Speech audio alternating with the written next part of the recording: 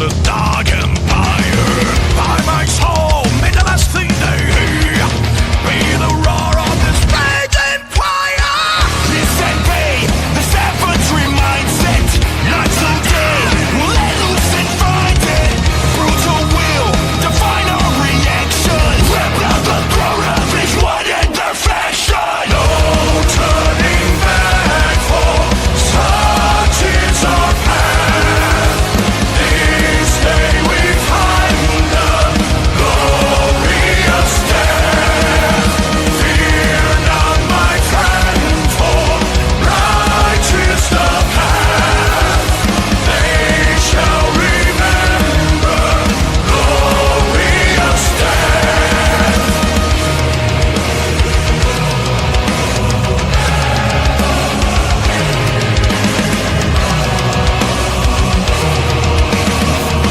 Glorious!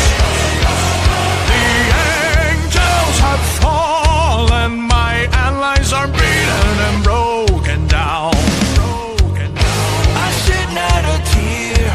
After all, this is why we are here. A war we were not supposed to win.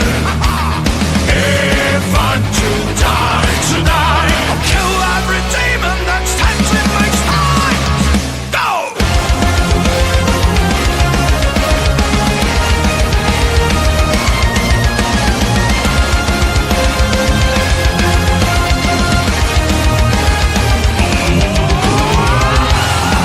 You must sing me a fool. I stand on the skeletons of every goal. But if I'm to die, well, this very night, we'll kill every demon that stands in our soul. Turning back, for such is our path. This day we find the glorious death. Fear not, my friend, for righteous the path. They shall remember glorious death. Make them remember glorious death.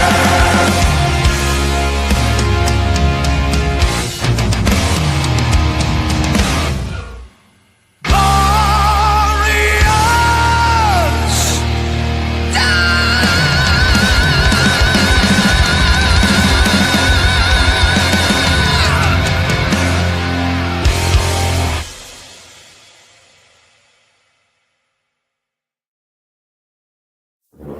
I am not the only one drawn to this place.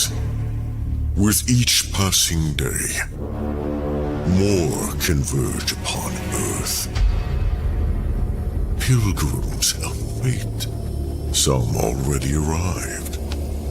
Others still walking paths they do not yet understand. This gathering intrigues me. They exist in the space between heaven and hell. Their choices now will carve the shape of their eternity. But do they truly know what they are? What forces stir beneath their feet while they play their part on the board? Pawns, perhaps. Or something far more significant. Death lingers near. Yet the dead do not rest. Their whispers grow louder. Their stories claw to the surface. Deeds once buried in shadow now stray for the light.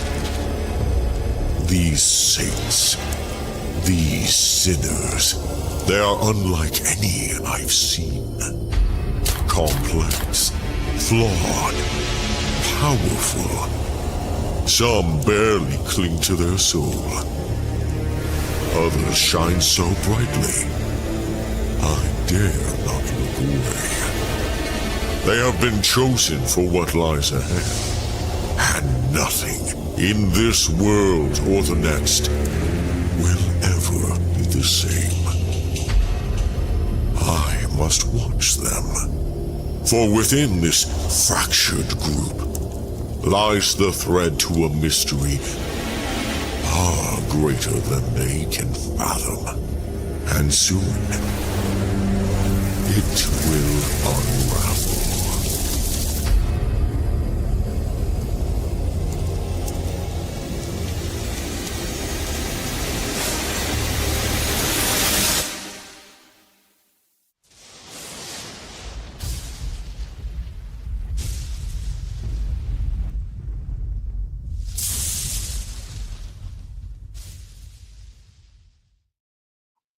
What is up, everybody? It is Wednesday, and as always, we are live this week on my channel with Rip and the Silverback. We have a few things that we're going to discuss. Well, you know, we have something that is in the title. We will, of course, lead with that after we go through some basic things. But, of course, I'm joined today by my co-host, the Silverback himself, Mr. Asman. How you doing? I'm doing good. Thank you very much. I'm partially into Ironheart episode 4. How's that been going for you? It's been going. It's really retarded. it's like proper. The genius is just like, you know what? I think I might be doing some bad shit. That's very appropriate. You know what month it is? Why is she on a period? Fuck.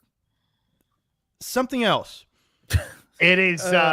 It's. Let me tell you what month it is. Mm. It is Disability Pride Month.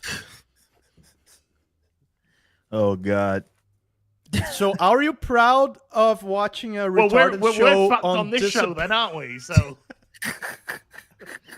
aren't you proud of watching a retarded show on Disability Pride Month?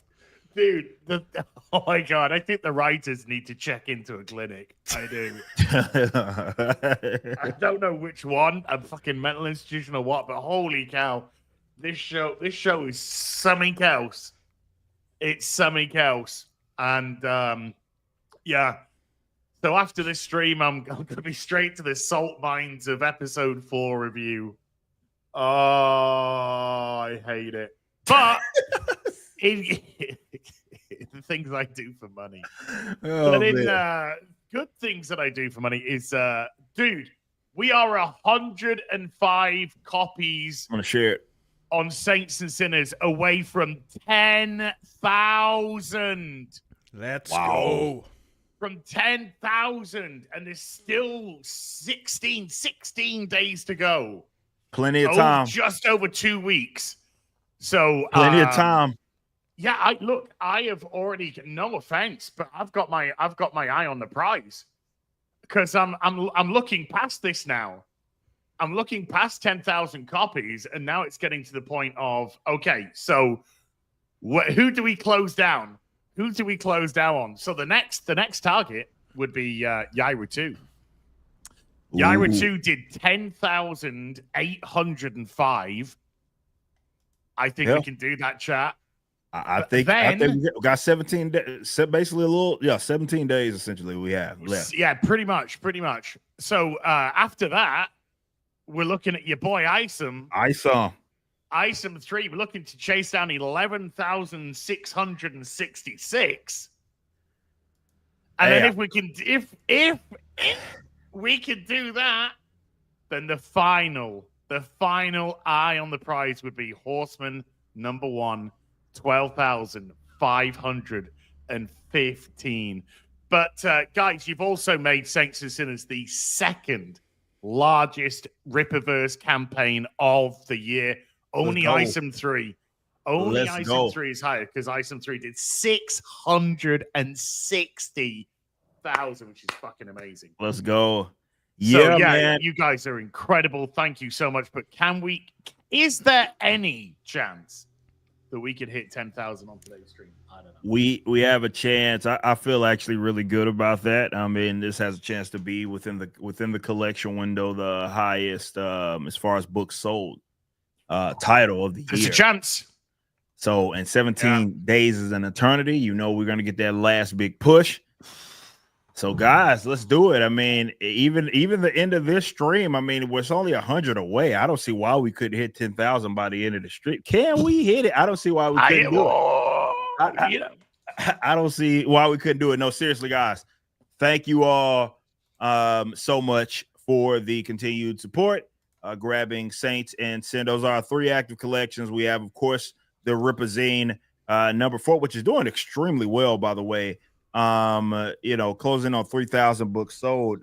This is I mean, these Ripazines are doing extremely well. So thank you all. It's a great companion piece for Saints and Sinners, because in this Ripazine is the interviews with all the writers of Saints and Sinners. So if you want to get that whole kind of like Saints and Sinners thing together, then you need your Ripazine 4. Get the interviews. We were grilled with some hard-hitting questions. It's all in Ripazine 4 with a great story, Catch and Kill from Soskas. Let's go. All right. And of course, we have Norfrica Glorious Death number 1, which really just kicked off, closing in on 3,500 books sold. We hit the milestone yesterday of cassette 150. tape, baby.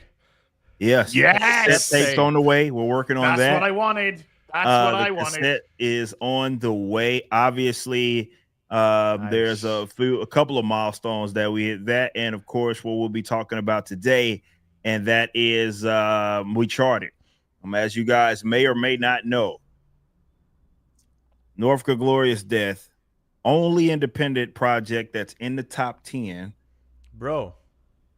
Number 7 on Billboard, unheard of. You guys came out and showed tremendous amount of love. All the others are very traditional bands. Yes, very traditional mainstream bands. Obviously, if you go look at Dan's post about this, he put it perfectly. When we didn't have the radio play, none of the mainstream perks, the promotional aspects that are associated with it, the finagling and the shenanigans. We didn't have access to any of that. This was purely an organic thing that you guys just came through, showed up, show love, and we ended up being number 7. Again, the only independent project on the Hard Rock Digital Song Sales chart. So that is a massive, an absolutely massive accomplishment. We thank you all so much for the love that you guys have shown, and I appreciate you so much. But as we say in the title, there's more to the story, and I want to get in on that. I gotta say, no, he doesn't. This is why he doesn't. I thought about telling him, but I wanted to get, because he's the third party, right? Yeah.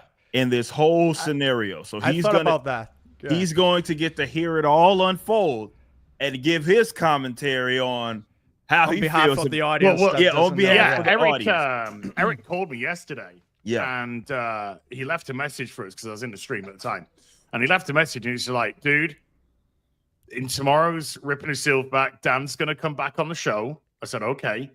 And there's a whole story around this Billboard. I'm going to leave it for the show, because I want you to be kind of like... This is much bigger than it seems. Yeah. So I was like, okay. It's like, you okay with that? I'm like, dude, I'm very okay with this. So yeah. In my view, it's a much bigger victory than it seems. It's like some Rocky Balboa shit. Yeah. Well, I mean, in all fairness to Eric, just briefly said something, which I just want to clarify, by the way, in case you don't know, chat. Eric said, we didn't have the radio play. Okay. Now that isn't just the song appears on the radio every so often, right? Some of you will know this, some of you who don't. So this is just for the people who don't, by the way. I'm not trying to patronize anyone. But radio stations actually have a very small list of approved songs. Yeah. Mm-hmm. They have a small list of approved songs, and they just get rotated all day. So you'll hear these songs over and over and over and over again each day. So every single show that radio station does will have that song. Then the next show will have that song. Then the next show will have that song. So that's how you get that consistent radio play, and you get the earworms in people's heads, and then people get the old, I heard that, Right. So it's actually a really good way of getting. It's often songs that were made from the ground up to be optimized for radio. Yes. Absolutely. Songs Yes. made Perfectly put. thinking of that. Yes. Already thinking with that goal.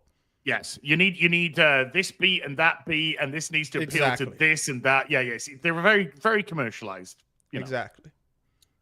All right. So I'm gonna need everybody didn't to have any of that shit when we were competing with people who had that. Yeah, we didn't have any of that. None of them. This was, again, as grassroots as it gets, which is why, we were thought, Dan and I talked about how exactly we were going to approach this, and we felt like this is the best way to do it, getting the live reaction from you all, while also talking about kind of, again, how we feel. Because, again, I think Az being here is especially important because, again, he was obviously supporter of the song, but he also had, he gets that third party perspective. And I am a charter. Yes, myself. and he, Exactly. he's experienced. He has the experience. He has the experience. He He's understands. welcoming us into the club. Yeah. Exactly. Guys, Exactly. come, join me. Okay, so I'm gonna need everybody to bear with me because I'm going to. I want to take my time because I don't want to leave things out of the story, and I want to be as completely transparent as possible. So I'm going to take my time. Y'all give me some time to go through it, and then we'll. If I've got a question, I'll raise my hand. Yes, yeah, and we'll have I plenty think of it's time. fair to be open about the fact that we considered not Yes. telling this to anyone. Exactly. We considered keeping this private, and we decided against it. Yes, we decided against it. Obviously, Dan and I, once we got the story, him and I we talked the entire day yesterday. the entire day on how to approach this. The entire day we talked about how to approach this before we landed on this was basically how we're going to do it. Now, let's start let's go to square one, right? I was already, by the way, I mean, we normally, for you guys that may be new here, we usually don't do super chats until the end of the day. But I mean, this is $100. Oh! This is $100. Lot of money. That's a lot of money. A lot. That's a lot of money. But Daniel Thompson with $100 says, "You guys are incredible. I am a 56-year-old metalhead. Well, I Nice. appreciate you, Daniel. He's Thank clearly you not so talking much." to me here. No, seriously, thank you so much for that $100. That's not cheap, and I love it, man. There's a lot of metal guys, old school, new school guys and gals that are into Glorious Death, and I appreciate that so much. Appreciate all the kind words. Appreciate the reactions and everything that everybody is doing. Still to this day, it's topping Amazon charts, the single, new releases. It's been number one, and we appreciate you all so much. So, Daniel, that's a crazy amount of money. So I had to stop by and acknowledge that because that's a lot of money. And though typically the rest, we'll make sure we get those at the end of the show. All right. So let me set the scene here, if you don't mind, glorious fans of you. Okay. So I knew from the get-go, right, that this single, because of everything that was tied into it, the combined fan base of myself and Dan and, with the Rippaverse being tied into it, we have this animated project. It's Norfrica. It's highly anticipated. I was very aware that we had an opportunity to chart. Okay. Very aware. I understood that. And that was why Billboard I wanted to make Billboard. Yeah. Billboard specifically, which is, again, the most difficult one to get on. And it's the chart that, mainstream artists, for example, brag about being on, right? If you get on that chart, it definitely, if you top it, that's something that nobody can take from you in any capacity, right? Sorry, and, you disrespecting my number 72 on iTunes in the UK alone, not the US. Not quite. Not Not at all. That's an accomplishment in it of itself. And you did it first. You did it first. Yeah, to be fair. You were already in the top of the mountain with a huge beard, huge Waiting hair. for us. Like, come on, my children, join me. Join me on the summit. Oh man. Join me on the pinnacle. But we knew that we had an opportunity, so I went immediately to do my homework, right? I wanted to make sure that we did everything in our power to have our ducks in a row. Now, I do recognize that Billboard charting in general has adjusted, especially with the growth of streaming, okay? And they themselves have altered how exactly they report things, okay? What is considered a sale? All that has just fundamentally changed. Even from when, if you remember backwards, we were the number 2 Heat Seeker album when Veracity dropped on Billboard. And that chart, they even phased that chart out, right? There's no Heat Seeker. They have some new stuff, but it's not called Heat Seekers anymore. And they've, again, how they reported things were fundamentally different then in comparison to what they are right now to this day. So I, doing the homework, right, wanted to make sure that I did the homework. I decided to reach out to Luminate. If you don't know what Luminate is, it used to be Nielsen, it used to be SoundScan. They're all combined into one company, right? And they run Billboard, they run all of this. This is who everybody reports to, and those reported numbers are what they consider to be part of the charts. So I reached out to them directly myself because I wanted to make sure that all of our ducks were in a row. If there was some information that I wasn't aware of, because again, I'm operating on the premise that this has a chance. Not saying that it will, but I knew that it had a good chance. So I reached out to them and I basically said, as far as digital sales are concerned, we want to make sure that they are considered. However, we have a massive audience that are used to buying directly from us, okay? What route can we go was how I basically set it up. I filled out also forms, little surveys or whatever that they had me fill out as well to give them more information about the company, everything that we're attempting to do. Now, through an API, and I know the labels and other people have access to this, they are able to have can you just tell the audience what an API means? All right, so API, yeah, I'm glad you brought that up because it's not like everybody in here is a dev, so they're not gonna know what that is.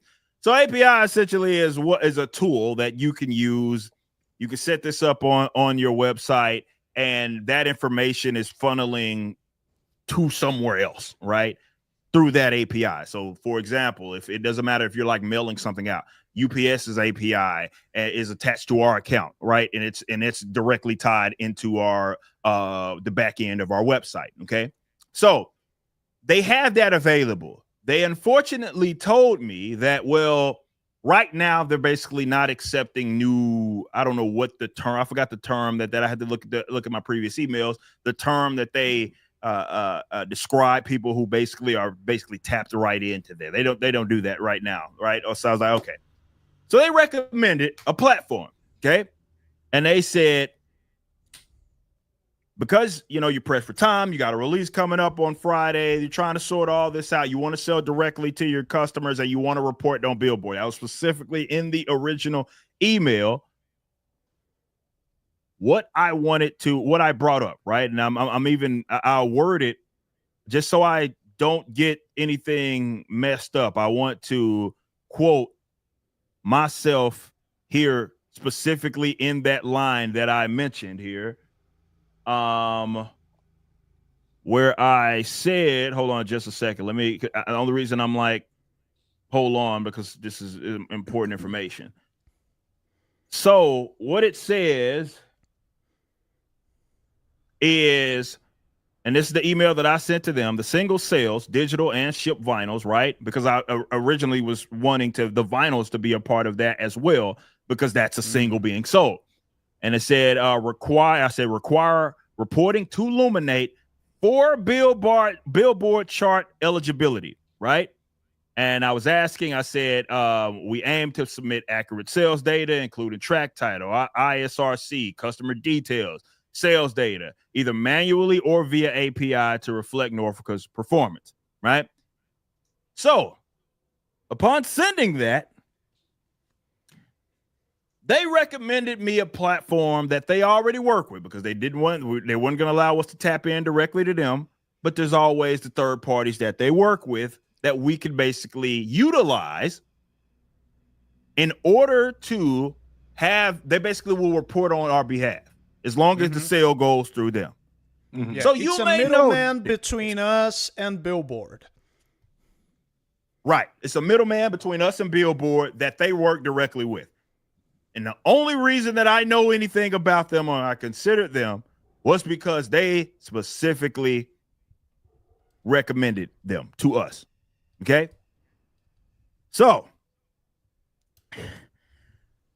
it's called Single. And as you may know, when we had the digital song sales on our website directly in the collection, it took you to a different site. Now you may be asking, why did that happen? I only talked about this briefly publicly. Reason being is because Single is a platform that they specifically built for Shopify. Okay. So they have this company that they're recommending that they're funneling people to, Single, which is also funneling people to Shopify. So whether your back end is, no matter what else it is, BigCommerce, WooCommerce, whatever, you can't use Single. Okay. You can have it linked to it, but you can't use Single. So understanding this again, trying to have all of our ducks in a row. As Dan mentioned in our previous streams, we knew we weren't really going to make money from the single itself. It was not a possibility, really. We just knew that we had an opportunity to kind of make noise, okay? Yeah. So send a message. Send a message, exactly. So we invested in a Shopify store because that was the only way that we could get that, and it's not free, right? We invested in the Shopify store, and I had to invest in Single, right?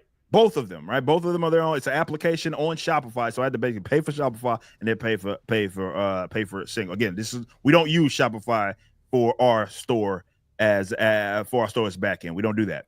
So we had to go do all that. Devs had to, I'm paying devs to make sure that they set it up so that we're routing people to the proper place. I did all this stuff and setting up the Single and everything. Okay. That's again who they recommended themselves. This wasn't just some random place. They recommended specifically for Billboard charting. That's who they wanted us to go through. So we went through them. And from what I can see, as it stands, though we don't have the exact data, but as it stands, because that's where our advertisements went through, that's where Dan and I, every time we promoted a single, that's where we were sending people to.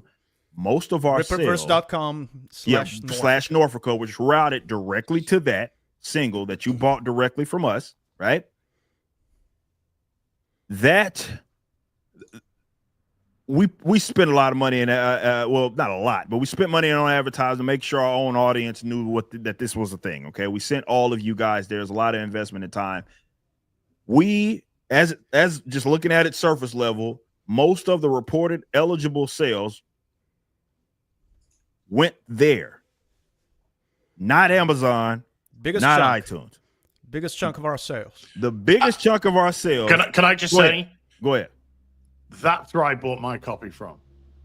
Let's go. Point taken. I bought it directly from your website. Because I mean, you only bought one?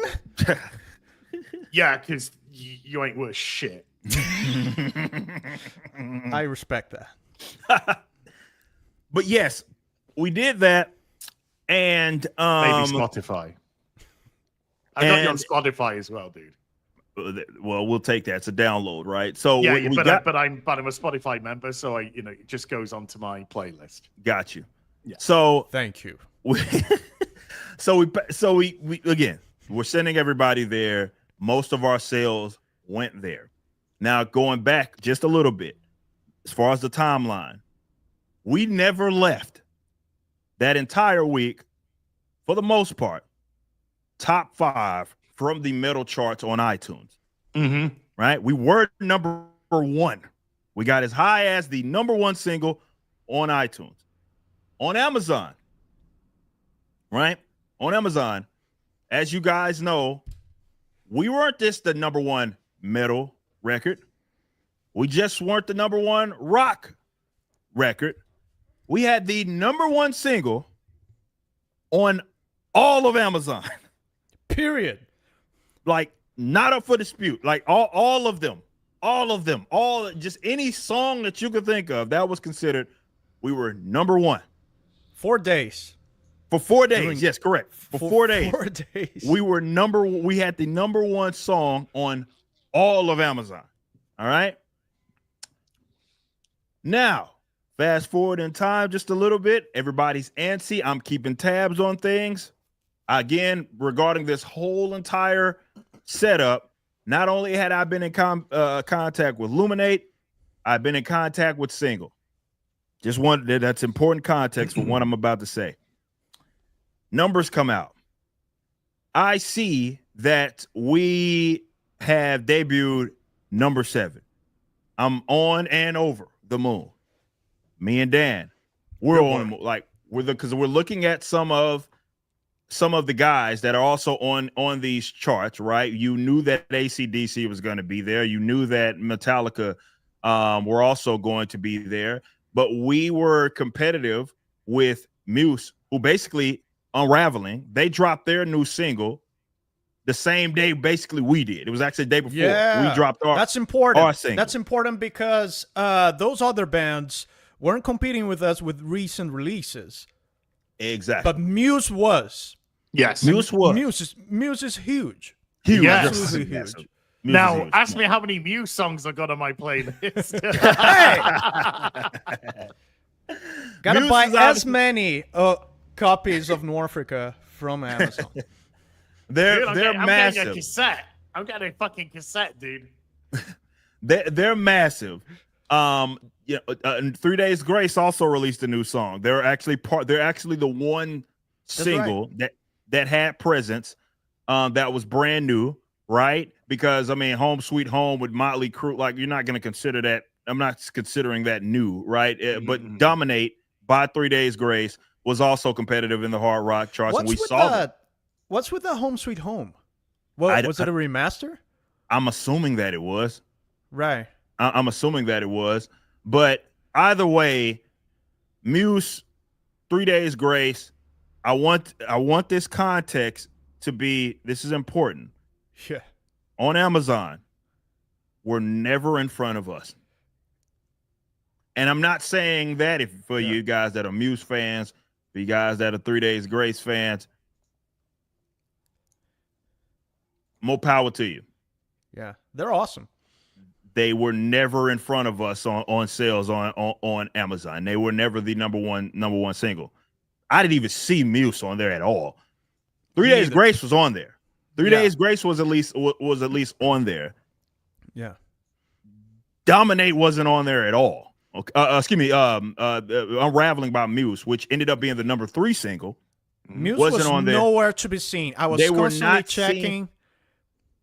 Nowhere. It was not even. I looked. I was like going down to even like top 50. They were never there. Okay. Now you ask why I bring that up. Because this is weird shit. This is the bombshell here, and Because you're gonna tell me. Are you gonna tell me that they were directly connected? Because they should be. Take your own conclusions. We're giving you the facts. I'm just giving you that's all we can do, and all we can do is speculate. Now we'll get your thoughts on this as well. This is the bombshell here. Okay. I noticed that we were number 7. Mm-hmm. I had no issues with it at all. Thankful, blessed. I'm stoked. Make no mistake. Me and Dan talked the first thing in the morning. We were stoked. I had no issues with where we were at until I saw like some of the guys that were in front of us, and I just thought that was a little bizarre. Go ahead, ask. What number were Muse at? Muse was number 3. Oh, gotcha. Now, again, context is important. They never were in front of us on Amazon ever, right? So what happened here? And I reached out to Luminate myself upon seeing what would, like, we were number 7, and then looking at who was, because I'm like, okay, if AC/DC beat us and Thunderstruck, Sure. makes sense. They were there. They were there. If even Inner Sandman, though we were in front of them most of the time, okay. Muse, I was like, and then I look at 3 Days Grace, and I was like, well, wait a minute. That's a little bizarre. Reached out to Luminate myself.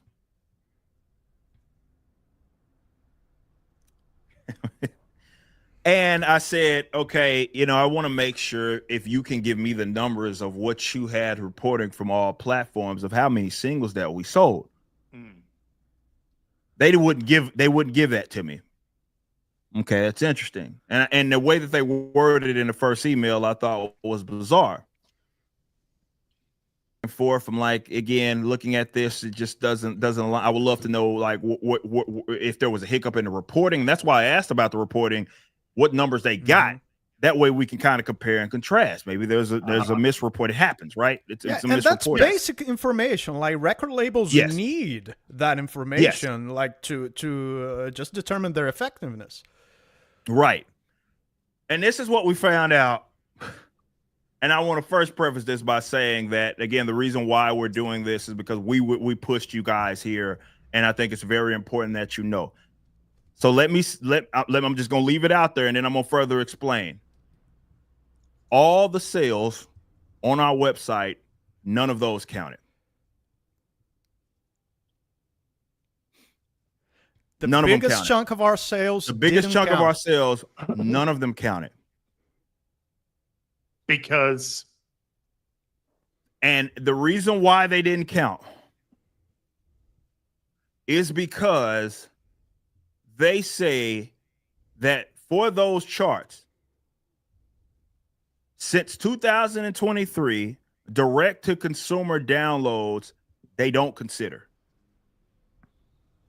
Now, the reason why that's fundamentally odd is because the only reason we're using single in the first place is by their recommendation. For Billboard charting and Billboard reporting. That was the sole reason we did it. That was as transparent as all get out from the first email that I sent to them. For some reason, it's not. And now after the big week, now they come forward and say, well, those weren't eligible since 2023. I reached out to Single. I said, what is this? Yeah, unfortunately, that's been the case. Y'all didn't think that was important to let me know.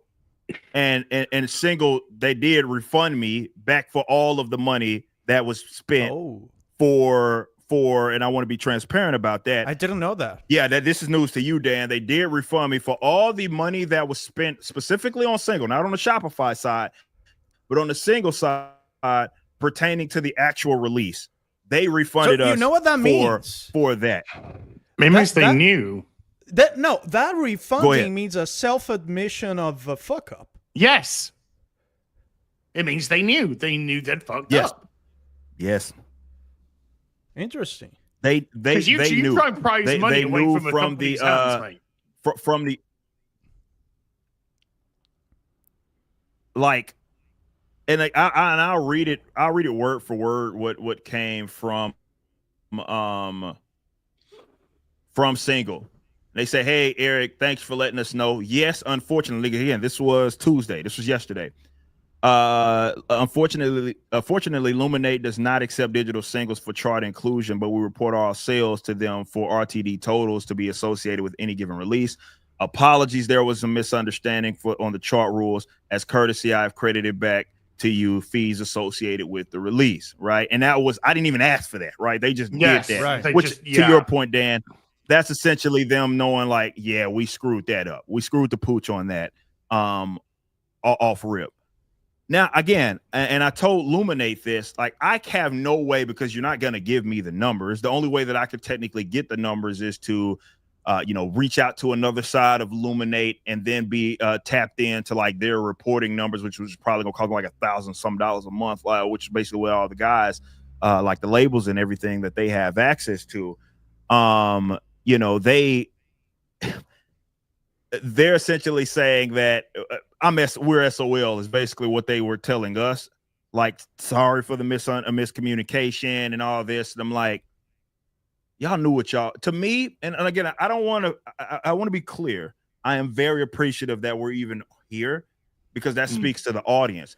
The only reason why I was semi-frustrated is because we had been telling you guys to go to a platform that didn't count. So I feel bad on behalf of you guys because we're rallying the troops. We're trying to get everybody involved in this whole process, and we're including our audience in this whole process. And we basically had you, because again, we knew we weren't going to make money from this actual deal. We basically funneled you to a platform that didn't even count towards the goal that we were trying to do or trying to say. Go ahead. I saw you had your hand up. Yeah, right. I'll tell you the reason why I bought it directly from your website. The reason why I bought it directly from the website is because I thought this way you're going to have more control over the numbers. Yeah. Yeah. And that's what, that's kind of what we were telling people, right, Dan? We were like, we can see those live. Yeah. If I go to Amazon or somewhere else, I don't know if they're going to report those numbers to you. Right. Right. So the reason why I purchased it directly from the site is that you would have control over, you can see how many is going through. So it would just give you a little bit more data as regards to sales. We knew exactly. We knew the numbers coming in live. Shout out to y'all. There was over 1,000 individual singles that were being sold there. And it's like, again, where I'm weirded out. So basically there, as far as it's concerned, they were only considering iTunes and Amazon because really those are only two platforms that you could actually buy from. Right. And in this rule that they said in 2003, those are only two ones that they mentioned in there are iTunes and Amazon. Right. Now, the other thing, and I didn't talk to you about this yet, Dan, but I'm going to throw this out there. Why I do think it's a little funky, just a tad. Right. That, OK, those are the two places that you can apparently buy singles from. Right. Only. Right. And for them to count. Where were the people buying the singles for Muse? Yeah. Did they have any sort of direct to customer thing? Exactly. Did they? And that's what I'm asking a genuine question. I'm not saying that or asking that as a gotcha. It's like we would. No, but it's almost an almost impossibility. Right. That on the two platforms that they're saying are the only ones that count in terms of where you position on Billboard. Yeah. That you could be so far behind, and then suddenly when the Billboard numbers come out, you are ahead. Not just by even one, by 4. They were like 3 spots. There's 3 spots ahead of us. So there has to be an additional. There has to be now. Is that retailers? And how are the retailers funneling that through? Because it's digital only. It's digital. It's digital. Okay, so if it's digital only, there has to be a third-party platform. There has to be a third party that they're going through. That's the only explanation. Has to be. Yeah. That's the only explanation. I've got a feeling that your numbers just didn't get processed. Well, we know for sure that they didn't count, right? Like the ones that we were that we sent everybody to. Again, ads were running. It was all promotionals where everything was clean. Rippaverse.com/Norfrica, clean URL that we're sending everybody to. We know none of those counted. Like when I say none of them counted. None of them counted. The only ones that counted were from iTunes and from Amazon. And again, don't really understand how Muse or 3 Days Grace, guys that were never in front of us, right? Again, unless they have a direct-to-consumer platform or somebody else is pushing digital sales, like not streams. Remember, and that's the context, guys. This specific chart does not include streams. So no matter if their views are more, that doesn't matter. This is specifically to sales. I don't know where, and I'm not even saying it's illegitimate. I just don't know. I know our direct-to-consumer sales don't count. There's data missing. Just real quick. Just real quick, Rippa. We can keep discussing this, but I just want to paint the frame that's on my mind real quick. Go ahead. As we go forward with this. It's like, that's why I said some Rocky Balboa shit, because it's like going to a basketball match, an entirely new team. And being white. And and being white, a full white with your right white hand, basketball team. with your right hand tied behind your back, and you still got number 7 on the championship. Yeah. We still got number 7 on the billboards in spite of all of that. The biggest chunk of our sales didn't count. We had a severe hindrance, and we still got number 7. You know what that means? You know what that means? That means if it did count, we'll be number fucking 1. That's, as far as I'm concerned, we have the number 1 hard rock single. Again, I can't see the data that they could Disturbed got number 1. Again, no disrespect, love Disturbed. Actually, absolutely. Never were in front of us on Amazon. Never were in front of us. That's why I'm saying this is a much bigger victory than it seems. Right. Because with all those limitations, we still got there. When we're still there, and with our least advantageous sources of sales, we still got there with those. And that's why I say with such certainty, now with that knowledge, the next Norfrica song will chart number 1.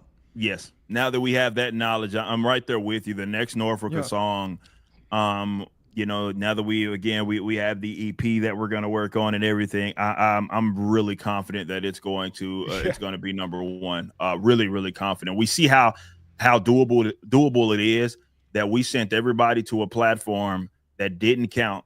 Most of our sales went through that platform, and still we had a top 10.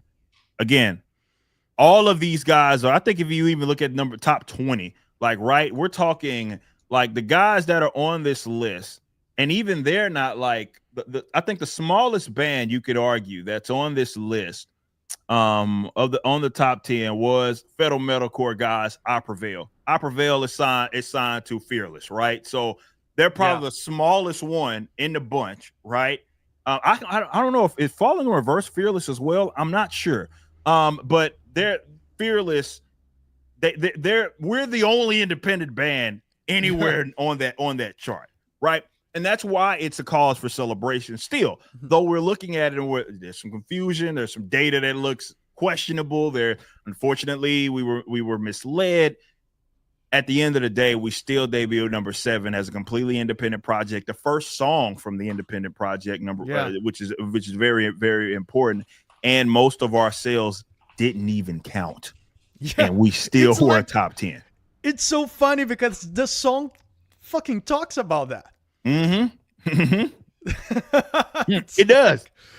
It's par for the course. It's amazing for the theme of the song and everything that we went into it knowing that kind of we're up against it.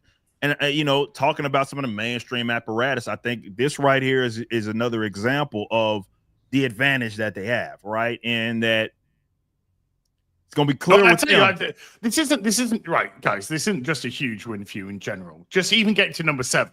Let's say all shenanigans aside, and this absolutely isn't any criticism of people like Muse or anything like that. They're fucking wonderful artists. These wonderful artists, they're just doing their stuff, and the other people are doing the reporting. So this is nothing against any of the artists on the Billboard. Even let's just say, shenanigans aside, let's just say everything was reported absolutely perfectly and it got to number 7 on the Billboard top. That in itself is fucking insanity. Yeah, right. Yeah, most definitely. That is insanity. And it's not just an insanity because 2 guys can come together independently, create a single, get out there. It's a huge, huge win for new media. Right. That's what it is. It's a huge win for new media on platforms like YouTube. It could be other video orientated websites or whatever. But it's a huge win that you can cultivate a following, an audience, without the need of agencies. Dan doesn't go. You don't have agencies, do you, Dan? No, you're fully into So without any agencies, without any finagling, fucking dick sucking, all of this kind of stuff, which the industries have built. Okay, all right. Dan might have sucked some dick for this. Okay? I did see him tying his hair. During this conversation, I did see Dan tie his hair back and then hold Then he held his ponytail for a bit, and I was like, Dan, I know what he's been doing. It's hot I know in what here. He's been doing. Oh man, It's I warm. want to see your knees. I want to see how fucking red your knees are, mate. So even with that, because we know how like the video gaming, we're all video gamers. We know how the video game industry works. There's the corporations. Then they drag the media into the bubble of the corporations. So the media think that they're actually servants of the corporations, and it's wrong because they should be servants of the customers. But because they're so fucking retarded, they just piss off all the customers. So this is an instance where it's just people who have cultivated an audience, cultivated a following based on themselves. Dan's always been, musically inclined. Eric, you've got music, you've got politics, you've got pop culture, you've got comics, So you got a few other avenues out there. To hit number 7, even without shenanigans, would have been fucking. It's bonkers. absolutely.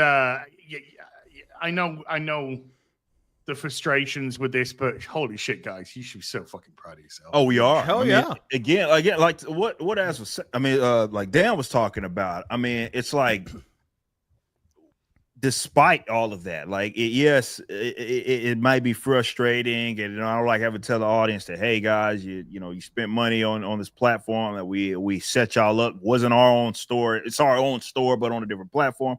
And we're sending you guys there. We're promoting it. And unfortunately, none of that. I know you guys had the aspirations to help us chart. That was what we led with.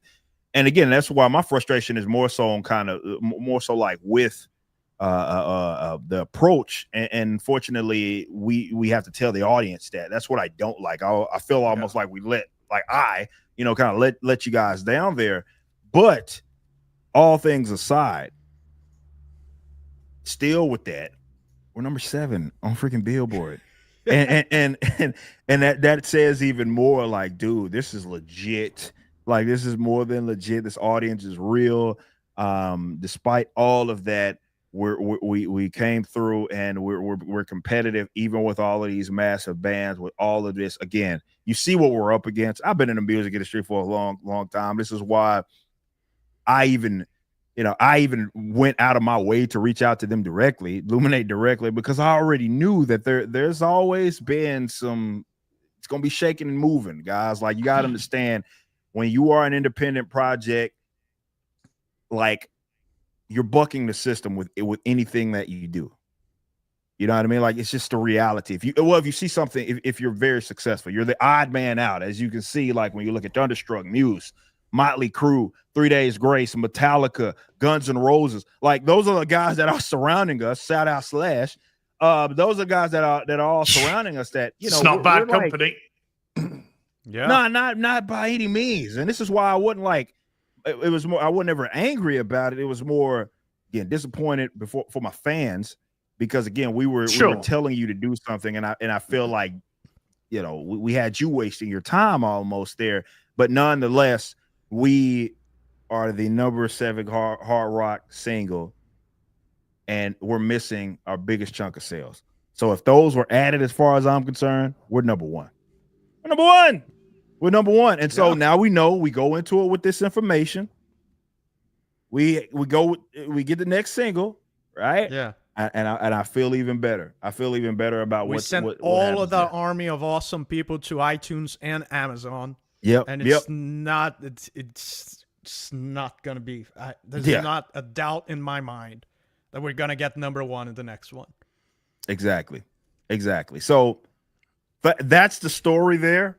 Again, apologize. I did everything that I could.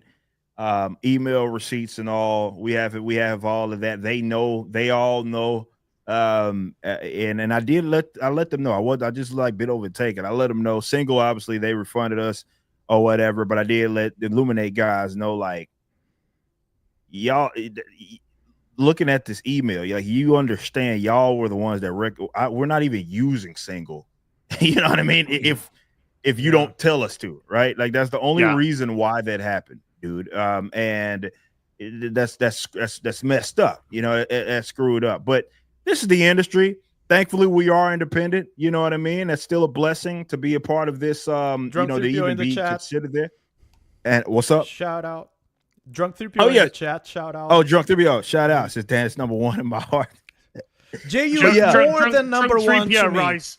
You come before number one, Jay. You're a 0 to me. It's more important than number one. Drunk 3PO is just coming to chat to get a quick rub. You know?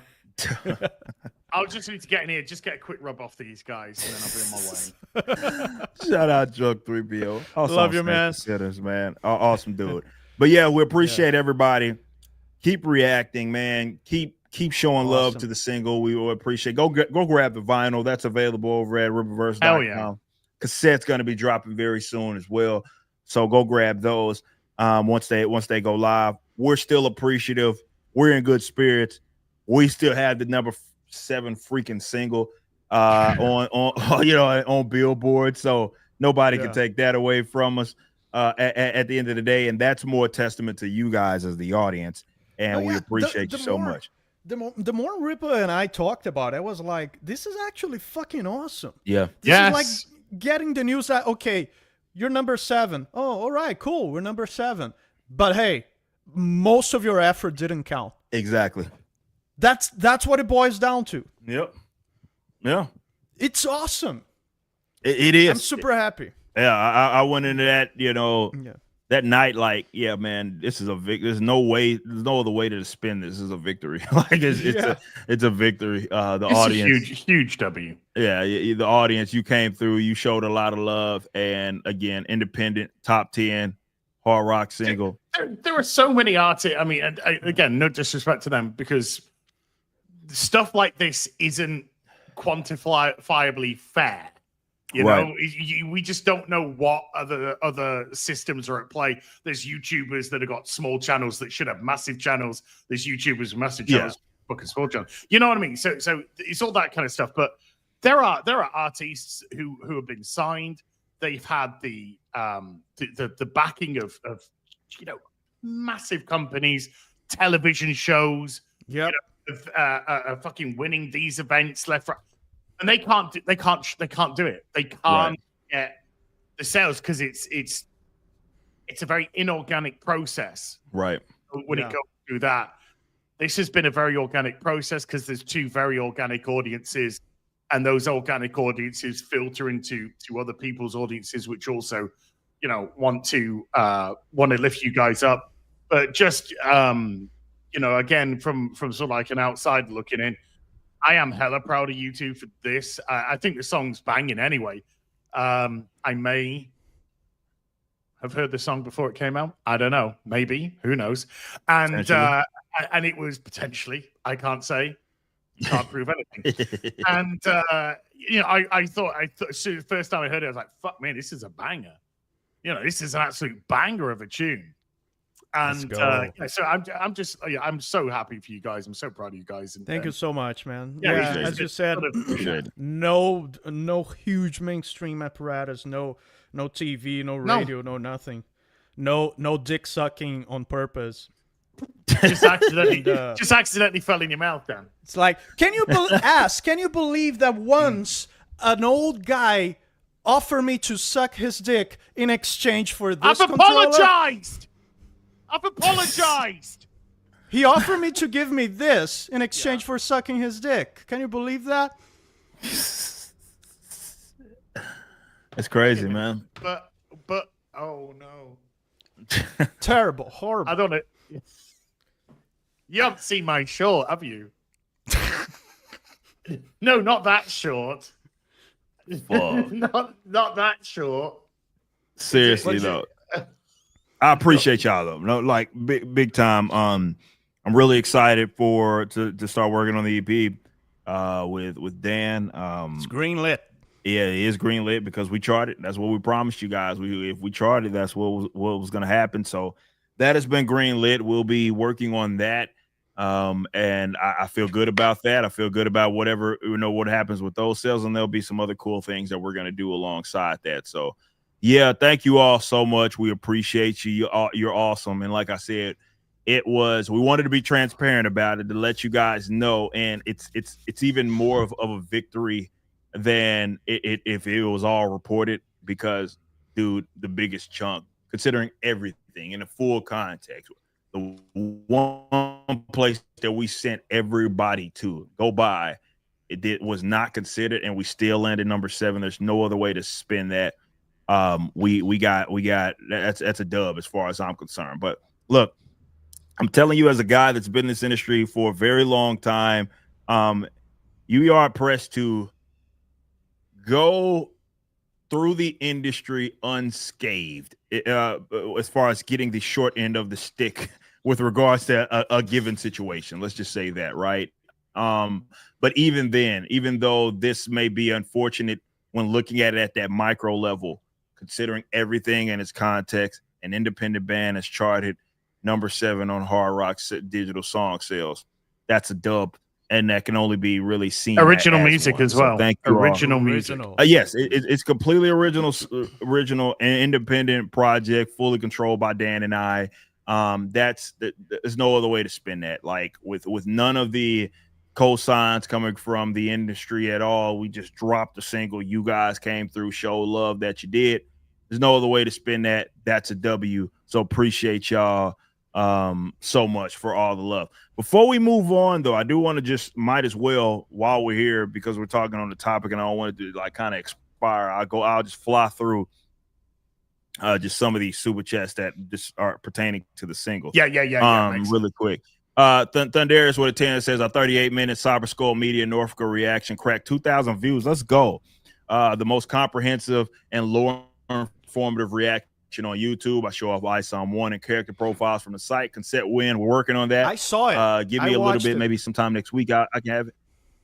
Yeah, good stuff. Shout out to Thunderius. You do good work. You guys do fantastic work, and we appreciate you showing love and giving people that perspective as well. Because again, this does combine both worlds with the comic book stuff as well as just the metal. So thank you so much for that, Thunderius. All right, and then we have What a palaver. What a palaver. Says, wow, 4 a.m. here in Australia. I'll never get back to sleep after that intro. So happy for you guys that we get an EP. Yes, that's going to happen. You get an EP. Bev, appreciate you so much. Thank you for that support.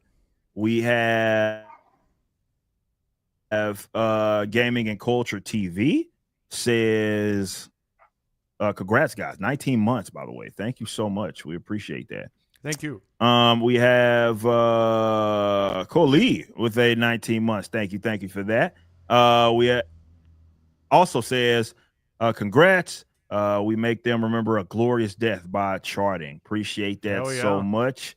Okay. A few more of these here. We have hope you can show the entire top 20 so we can see the competition. We'll have to watch on replay, but congrats. We're all looking for. If you have a login for Billboard, you can see the entire chart. I'll let you guys know. Let me see. Hold on. Go ahead. Where are the Glorious Death t-shirts? Where's the Glorious Death t-shirts? Well, we have. I mean, there's Norfrica t-shirt, but I want that glorious fucking death on my chest, man. And by chest, I mean saggy tits. Okay. Yeah. Okay. I mean, it's something that we can work on. Not against it. Not against. Okay, let me look at this real quick. For you guys, if you're curious, Ripper, I think I'll name all of the ones in the. Yeah, you're phasing in and out. So obviously, Disturbed was number 1. Am I? Yeah, you for sure are. You are. You are. I just said that, and you took like 10 Yeah. seconds to answer. Oh shit, that's not good. You've been stuttering and sort of like wait a minute, roboting quite a bit. If you want to restart your stuff, we can just entertain the Really? chat here while you do it. Yeah, hold on just a second. Let me piece of shit. Hold on, be right back. Hey Dan, I don't know if you've seen, but Neil Cockman has made a statement. About what? he is stepping away from the TV show The Last of Us, so that he can concentrate fully on their next flop. Their next, which is their gonna next be flop game or the next flop? their something next else? flop game, which is going to be whatever it's called, Heretic Prophecy, Intergalactic Heretic Prophecy. Oh man, whatever that's called. Yeah, he says the studios managed to fuck this up more than I did in the video game, and because I have no story going forward for season 3, I'm just gonna leave it in their hands to fuck up even further. yeah, So, it's like yeah. I'm abandoning the sinking ship. I'm attempting to, yes, I'm attempting to abandon the sinking ship, which is The Last of Us, because I've already destroyed it on video game. Now it's been destroyed on TV. I've got to go back to Naughty Dog to destroy the next thing. I miss Crash Bandicoot. What else? Total Annihilation. I have it over there. It's Naughty Dog as well. It's RTS, real time strategy. Man, it's just most of those companies are those companies in name only, right? Nowadays. Oh yeah. Naughty Dog's not. Blizzard Entertainment, Naughty Dog. But man, did you see that? Always... Go ahead. That clip, that scene from the World of Warcraft that I fucking retweeted? No, I haven't. Oh my! The state of World of Warcraft in 2025, mate. Oh my! I was meaning to ask you that for a long time. For someone who loves MMOs but never went into the World of Warcraft. Yeah. Back in the day, is it still worth it to find some classic server or something to get into? You could go onto Classic WoW, which is how it used to be. And is it faithfully what it was? Yeah. Well, it was. I don't know if they've added silly leveling up microtransactions or anything like that. It wouldn't surprise me. But they did have the classic servers, so you could play how the game used to be before it got fucked in the ass by all these idiots. And that was, I think that's proving to be way more popular than the current game is. Interesting. So that's still worth it. Yeah, if you wanted to experience WoW how it used to be. Yeah. That would be worth it. I would love to get into that. Yeah. It's because I played it religiously for 10 years, let's say. And then now it's nearly 10 years since I've kind of like stopped playing it religiously. But now you look back, you see the shit which is coming out in the game, you're just like. So the classic servers are not affected by that. No. That's cool. No. Like classic WoW will only be the base game. And then if you wanted to advance, you'd go to the classic Burning Crusade expansion. And then you'd go to the classic Wrath of the Lich King expansion. After that, I would just stop. Okay. After Wrath of the Lich King, you stop, and you'll have an absolutely stellar view of World of Warcraft. I think I'll do that. I was always interested. The extension of my knowledge on that franchise were the classic Warcraft games, the RTS games. I played 1, 2, and 3, and also I played a lot Hearthstone. Yeah. It's a fantastic card game. I was never too much of a Magic guy. I saw my friends playing with it on the school's playground and stuff, but I never understood it well. And I feel that Hearthstone did a good job making someone a dumb fuck like me understand that style of game. And it was an addiction for a long time. I love it. I played all right. Is it still shit? Yep. No, you okay? It's good. All right, cool. All right, now I switched browsers. It's fun. It was the browser. Browser got out of Chrome, man. I didn't like that shit. But okay, cool. Sorry about that. No, but yeah, for what I was saying, it's the top 10. It's Disturbed, AC/DC, Muse, Motley Crue, 3 Days Grace, Metallica, Us, Guns N' Roses, I Prevail, which also released that was their new single, so we beat them. And A God Is a Weapon with Falling in Reverse featuring Marilyn Manson. So that was the top 10, all mainstream. project. So yeah, there's that. Insane. Which so victory nonetheless. Okay. So thank you for that. Like I said, I'm gonna fly through these. Royce Art with a 2 says it's perfect time for Norfrica Resurrection. Is that like that. the 2000 sequel, like Norfrica Reloaded? Norfrica Reloaded. Yeah. That's good. All right, we have Anjanette said with a 70. Zara says, in our hearts and minds, you got number 1. They cannot take that away from you. Lesson learned. Next time you will smoke number 1, I'm confident the fellowship will support you more than ever now. Well, now you got to hear the music. You know it's legit. Yeah, I feel really, really good about it. So appreciate that, Anjanette. And then there is Bruce says with a 5 says there's about 1,000 people in here.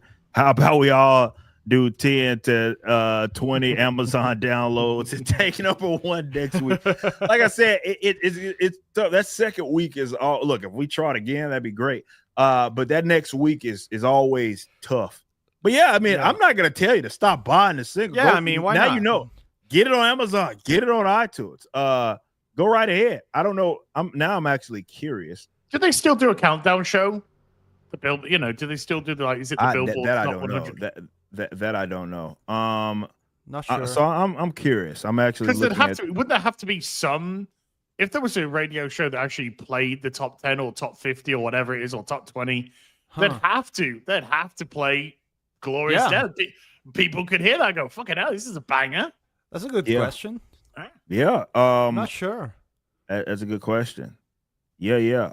We're still we're actually number 6 on all of rock.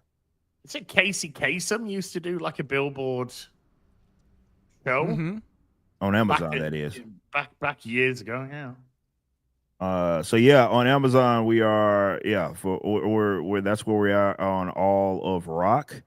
And I don't. As far as new releases, I think we're still. I'm pretty sure we are still. Let me check this. Yeah, as far as rock is concerned, on new releases, we're still the number 1. 3 Days Grace is behind us. And with everything that we said, the Muse stuff is still weird. That one I don't know. I'm sorry. Like that big one, shout I out don't to have Muse. an explanation. I don't have an explanation where you didn't beat us on any of the charts. I don't. But somehow you were number 3. Shout out Muse, because I mean that you were able to do that. But let me show something real quick.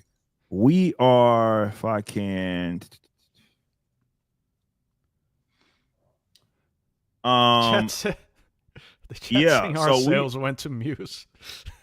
Yeah. It's a joke. So yeah, it's a joke. This is the Amazon new releases, right?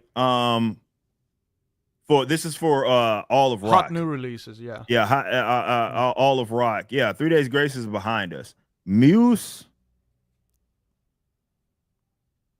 is. Where's Muse? I'm looking. Muse. I don't. Where you at, Muse? Muse. I'm at. If you can't see, I'm at number 30 now. It's shout out Fit for a King. That's my bros over there. Ryan Kirby, much really? love. Yeah, they're not in the top 50. They're not in the top 50. The Muse song that we're talking about that got number 3 is not in the top 50 on hot new releases. And again, that song came out a day before ours did. Basically the same day. It came out the same day. No explanation. I have no. 3 Days Grace. This is the Dominate song that was in front of us. Them being up there because they've been consistently. They were always behind us, but they were consistently there. Okay, I that makes all the sense. Muse, I have zero explanation for Muse because we were both keeping tabs on these charts, Dan, and they weren't there at all. So I didn't even know they had a new release. Yeah, I didn't either. I didn't either until I looked at the chart and I saw that they were there, and I was like, oh, they released a new music video basically the same day that we did. So okay, cool. But yeah, this is a new releases, guys. They're not there. They're not there. So I don't know. Not sure. And again, this is the one platform that they mention as far as what they're considering, because they don't consider direct to consumer sales anymore. So don't have an answer. Do not have an answer for that at all. So thank you again, flying through these. Garfield Bazarovich says future Norfrica songs on the album: Death to Pink Ponies, Redeem It, The Silverback Cometh, Jay's Butter Dish Collection, 5-Man Buns aren't gay, but Gary is. Looking forward to the EP. Appreciate those song title ideas. Thank you so much. You take that under advisement. Someone said in the chat, could it be considered out of rock? No, it's a rock song. That new song absolutely is a rock song, but it's not on the song. It wasn't on the song list either, because we're look at the new release. This is the new releases on all songs, and we're still top 10. What is it called again? What is that damn song called? Unraveled? Unraveling? Yeah, Unraveling. Yeah, that's what it is. Unraveling. Yeah, that's it. It's not on the new releases at all. Okay, so I'm on their website. I clicked Unraveling out now. It takes me to one of those link trees, and it directs me to Spotify, Apple Music, Amazon Music, Deezer. Is Deezer streaming or? I think Deezer streaming. I'm pretty sure Deezer streaming. It also directs me to YouTube, iTunes Store, Tidal. What is Tidal? Tidal is like another streaming service. Streaming. And YouTube Music. So the only two platforms where you can buy tracks are iTunes and Amazon. Amazon, yeah. It's not even directing me to Amazon to buy the tracks. Direct me to Amazon Music, which is their streaming service. Right. The only link to a place where you can buy the track is iTunes here. Yeah. So they don't have a direct to customer selling, as judging by this. Yeah. So this link tree that. I don't know where they came from, where the single sales came from, at least as far as the big platforms. I have no idea. There's actually some breaking news. Okay. An interstellar object has been spotted entering the solar system at high speed. Maybe they have your sales numbers. The sales numbers are coming crashing down. I respect that. But yeah, this is what you guys are looking at now is all the new releases. Like period, all songs, and we're still top 10. On all these are all songs. Top 10. Everybody's been talking about this K-pop Demon Hunter shit. But yeah. So I'm not sure what's going on. But yep, those are the numbers. Those are the numbers. Let me get rid of that. Glenn with a 5 says you guys have rocked the music industry in the last 6. Will have to move over. You guys will top it. Leave Dan's ponytail alone. Trina. Shout out. Yeah, someone who's that? Kara brought in the track says Glorious Death is currently featured. Yeah, I did see that. Featured in Breaking Metal playlist made by Apple. So yeah. Whoa. Yeah, it can't be denied. Like there's no denying that the song is hot, like in it being new. So like I said, not sure. Okay. And we have JLV known with a 2 says, I think they sabotage you guys. When's the next release? Like I said, you guys are free to analyze it in whatever way that you may. For me, it was questionable communication is really all I can chalk that to. Just understanding the whole entire process, and again, tried to get ahead of it and everything, and then being funneled to a platform that that's not even considered for charting, which is the whole reason why we use the platform. Look, I'm not going to go out and be like, oh, that was intentional. Like I would hope to God, it's not something that grimy. Like it's just the communication was just questionable. That's all that I can draw. I think it's been a fuck up in communication. It's at least communicating the data to you or details to you, and it's been a bit of a. I think the fact that they immediately refunded single was just refunded, like, yes. Yeah. you know, we kind of fucked that up a bit. Mhm. So I think there is actually regret on their side because, you know, you try to get a corporation to part with money and, you know, he's like trying to prize it out of the dead man's hands, you know? Right. So, right. but still undeniable. Fucking undeniable. You're right. Okay. FA with the 20 says you are fantastic and you will kick their asses and we, the fans, will help you. I appreciate that. You've been a huge thank supporter. You mean them? God, yeah. You've been such a crazy you know, like you've been very supportive and seeing all your posts. So I appreciate you so much. All the love that you've been showing this single. Thank you. Okay, we have bought and downloaded from your site and Amazon. No need to apologize. Happy for your success, says Sandy. Even though one didn't count, I feel like I won because I have the greatest song of the year. Look, I appreciate that. so That's much. Music of my ears. I'm glad. That was my only where it's like, damn, I have to get in front of the fans and I gotta tell you guys, well, you know, this place that we have been sending you guys unfortunately didn't count towards the reason why we were sending you there in the first place. So that was my only, like, my biggest issue with it all. It was less about, again, the communication. Oh, that's part of it, and the lack thereof. It was more, I'm looking at it from the fans' perspective. So I'm glad to hear that's your perspective on that. So thank you so much for that, Sandy.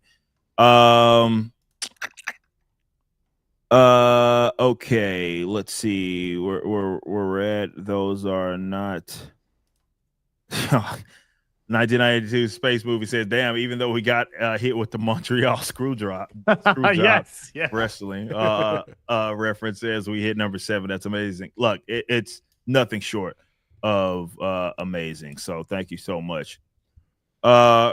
Reset for the 2 months says Tommy Donald and Adam Calhoun had the same thing happen with the LP collab. Charts wouldn't accept their site sales data even though they had direct access. Yeah, That's gotta happen before. Have happened. Yeah, it's before, happened. right? And Tom McDonald, he's, for you guys who don't know, another independent guy who's done a lot of big things in music. I'd imagine he's probably, whatever we've got has been like, you know, it's probably double, right? Because you know, I know he's been put through the ringer by the industry, so that doesn't surprise me at all.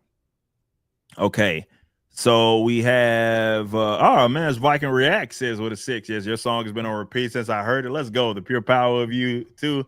Damn. And Dan, happy to have you back, my man. Says our man, Viking man. React. Your reaction was awesome. Yes, it was awesome. We got to watch it in one of our previous streams. Much love. Go watch that if you haven't. Check that out.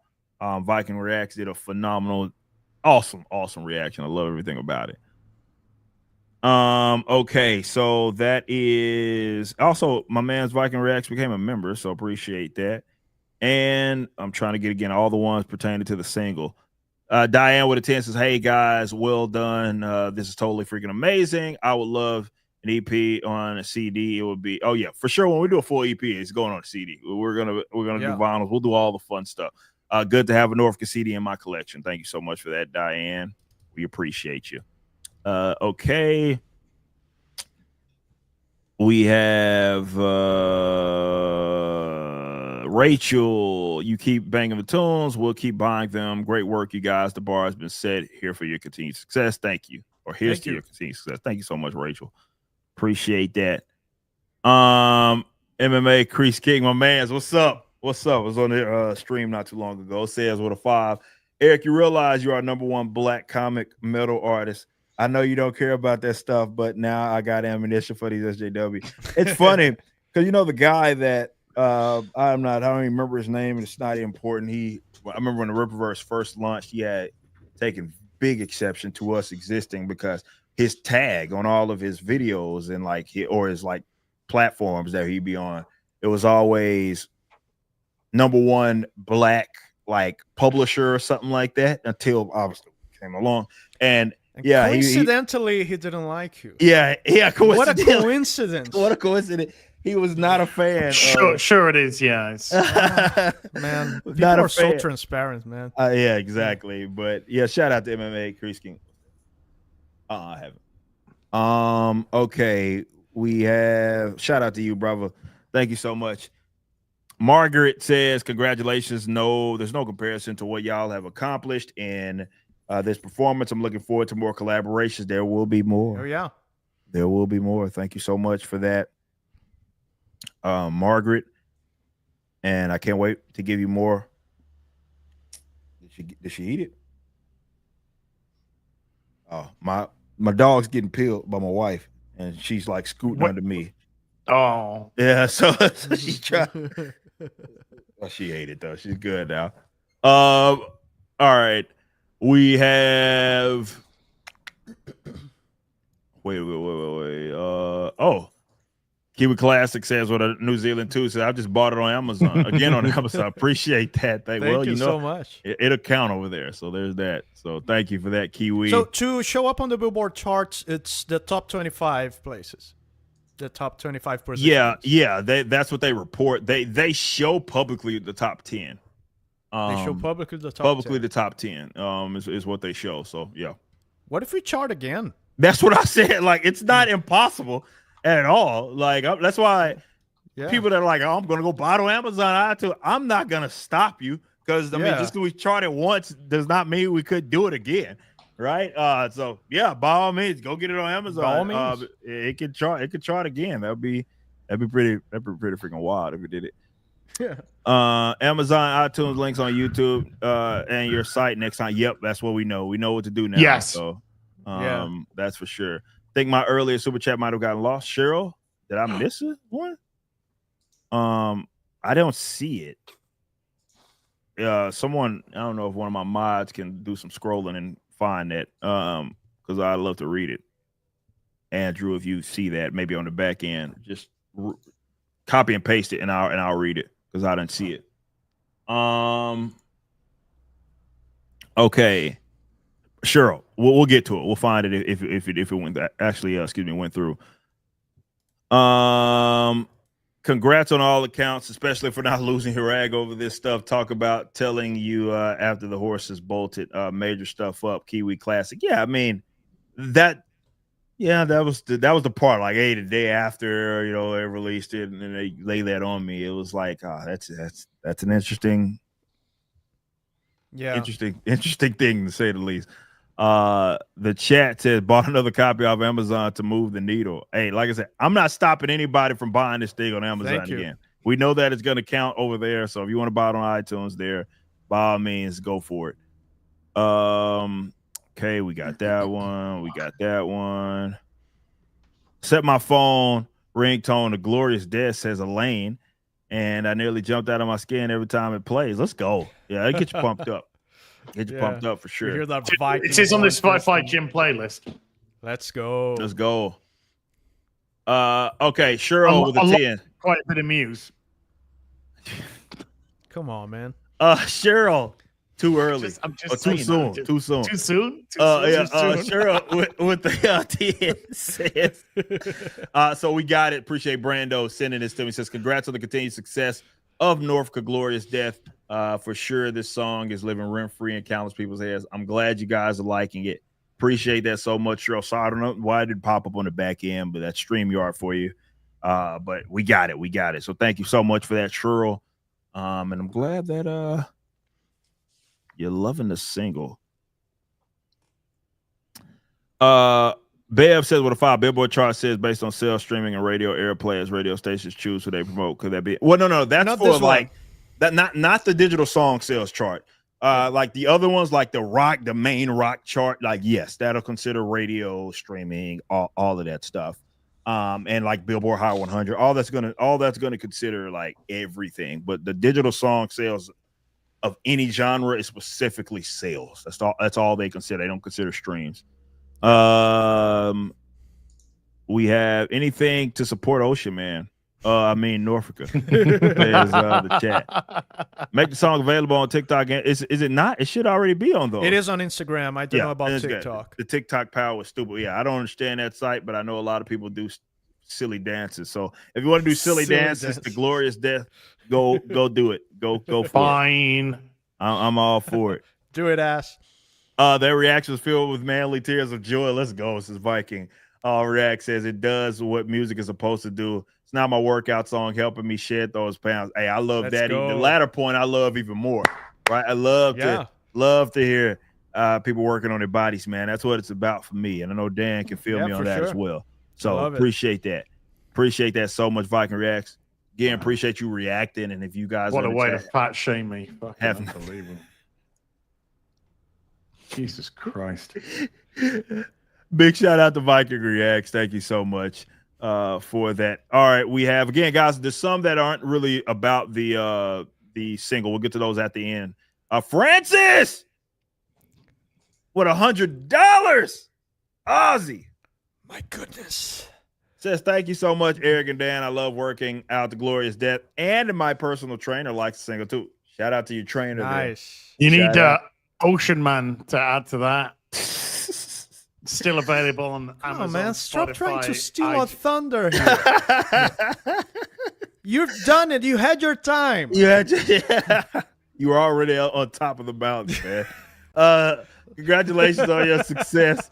You are number one in my book, Francis. That's not cheap. That is a lot of money. Francis is awesome. She's constantly dropping super thanks on my channel. I see it, Francis. I drop a little heart on all of them. I appreciate you very much. Thank you. Shout out, Francis. Thank you so much. That's not cheap, by the way. That's 100 bones, man. Yeah. Thank you so much. That's not cheap. So glad you like it. Shout out to your trainer for jamming it and keeping that in the rotation. Elvis says I missed my super chat. I got it. We for sure read it, Elvis. We read it. We read the super chat. But I appreciate you. Just rewind just a little bit. We for sure read it. We got it. Okay, we have Can't Glorious Death. Well, it says can't use Glorious Croak YouTube it as a workout. Oh, because is it like not allowing you to type that out? Says as a workout to him because should you die from a lifting accident, that would not be a glorious croak. Says Taker. What if I feel like that's a good way to go out?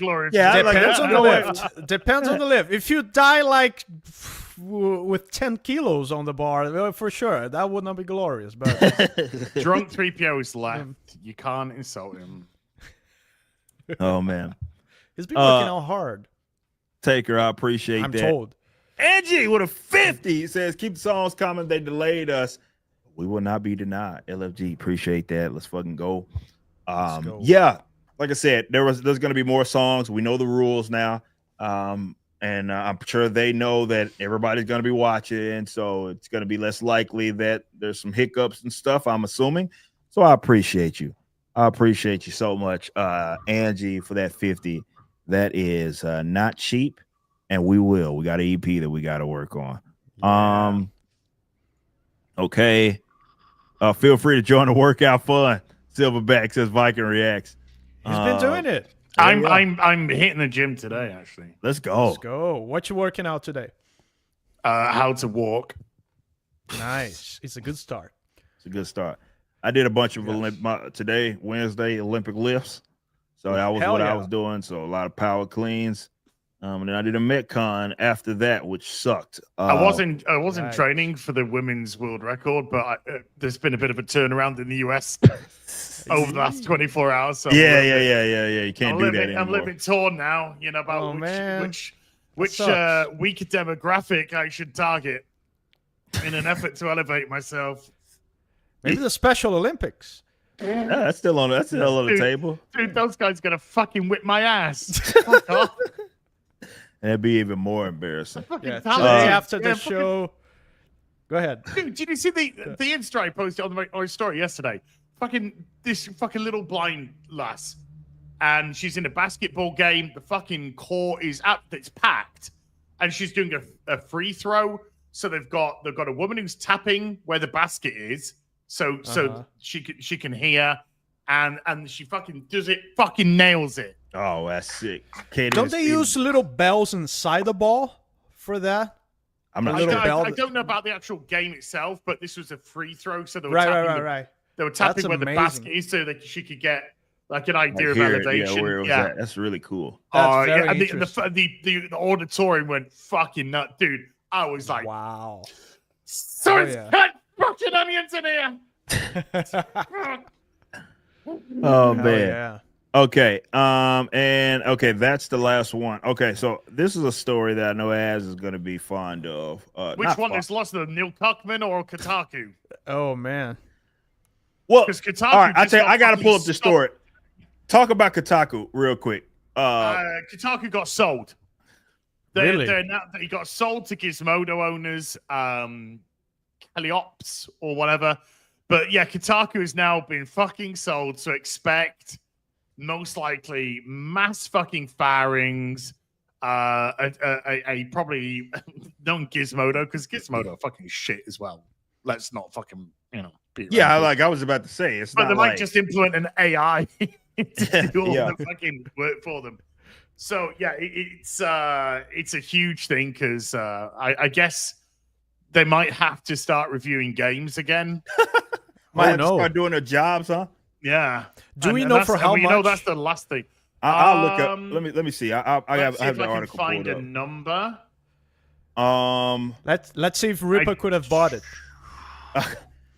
There is no number. He went through today though, July 2nd. Acquisition offices, company based out of Switzerland, Geo Media.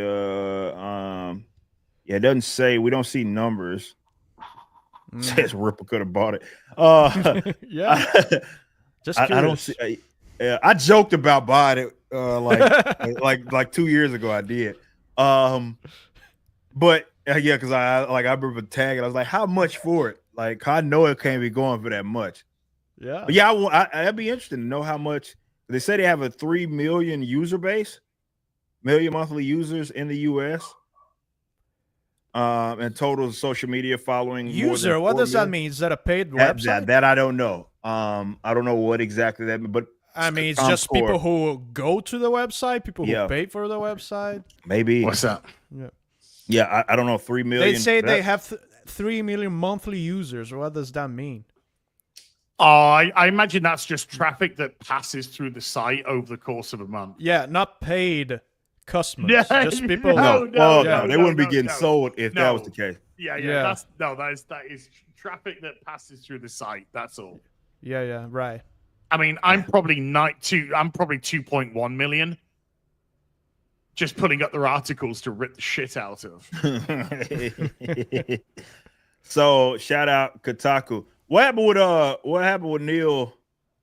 Neil Cuckman has put out a statement stepping away from the Last of Us TV show. He will not be returning. No more involvement. No more involvement. No, he said. Thankfully, HBO have managed to destroy the show, which aligns with my vision of the video games.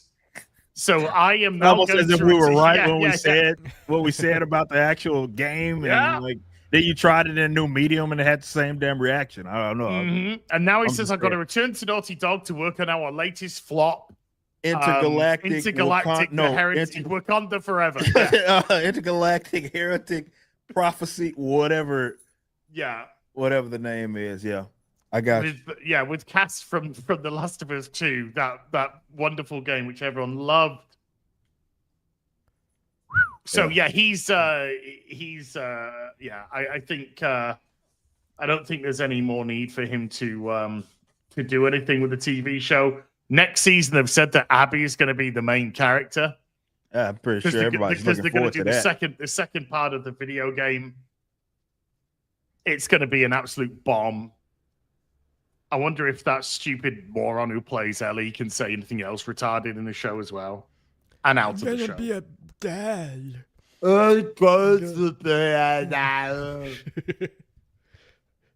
Hi guys, I'm gonna be a dad.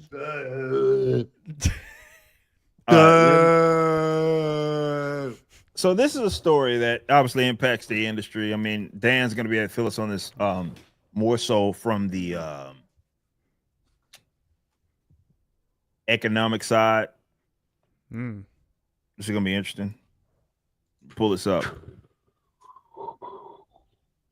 Dynamite is owed $1 million by Diamond, and they can't make payroll. Yeah, they ain't paying you, mate. The money's gone. I can tell you that right now. for you guys that don't know, and I'll read through Dick Dixon. He's not a fan of me. He had great, fantastic things to say about ISOM 1. Bleeding called Dick Dixon. You know what that is? That's fucking rich and a pseudonym. Dick Dixon. Fucking private Dick Dixon private. What is wrong with your site, man? It's bleeding cold. It's infected. Yeah, it's probably with infecting my malware shit, man. And all kinds of fucking filthy degenerate Yeah, it's Chinese stuff. Yeah, it's probably. Dude, I wouldn't fucking load that site up if you fucking paid me. Yeah, I might need to pull up a. Dude, you got to get your fucking PC vaccinated. That's saying something. It's gonna be fucking. It's gonna go on fucking pills for fucking HIV now and everything. Oh man, because that site is AIDS. It is. But this is what Dick Dixon says. At the end of May, Dynamite Entertainment filed paperwork with the U.S. bankruptcy courts, Chapter 11, bankruptcy of Diamond Comic Distributors, now bought by Ad Populum. Dynamite is claiming that payments that should have been made for comic books and merchandise delivered should be counted as administrative expenses, with hundreds of pages of listings of items that had not been paid for. If successful, Dynamite would have received payments as a matter of priority. Diamond Comic Distributors, the debtor, challenged this attempt.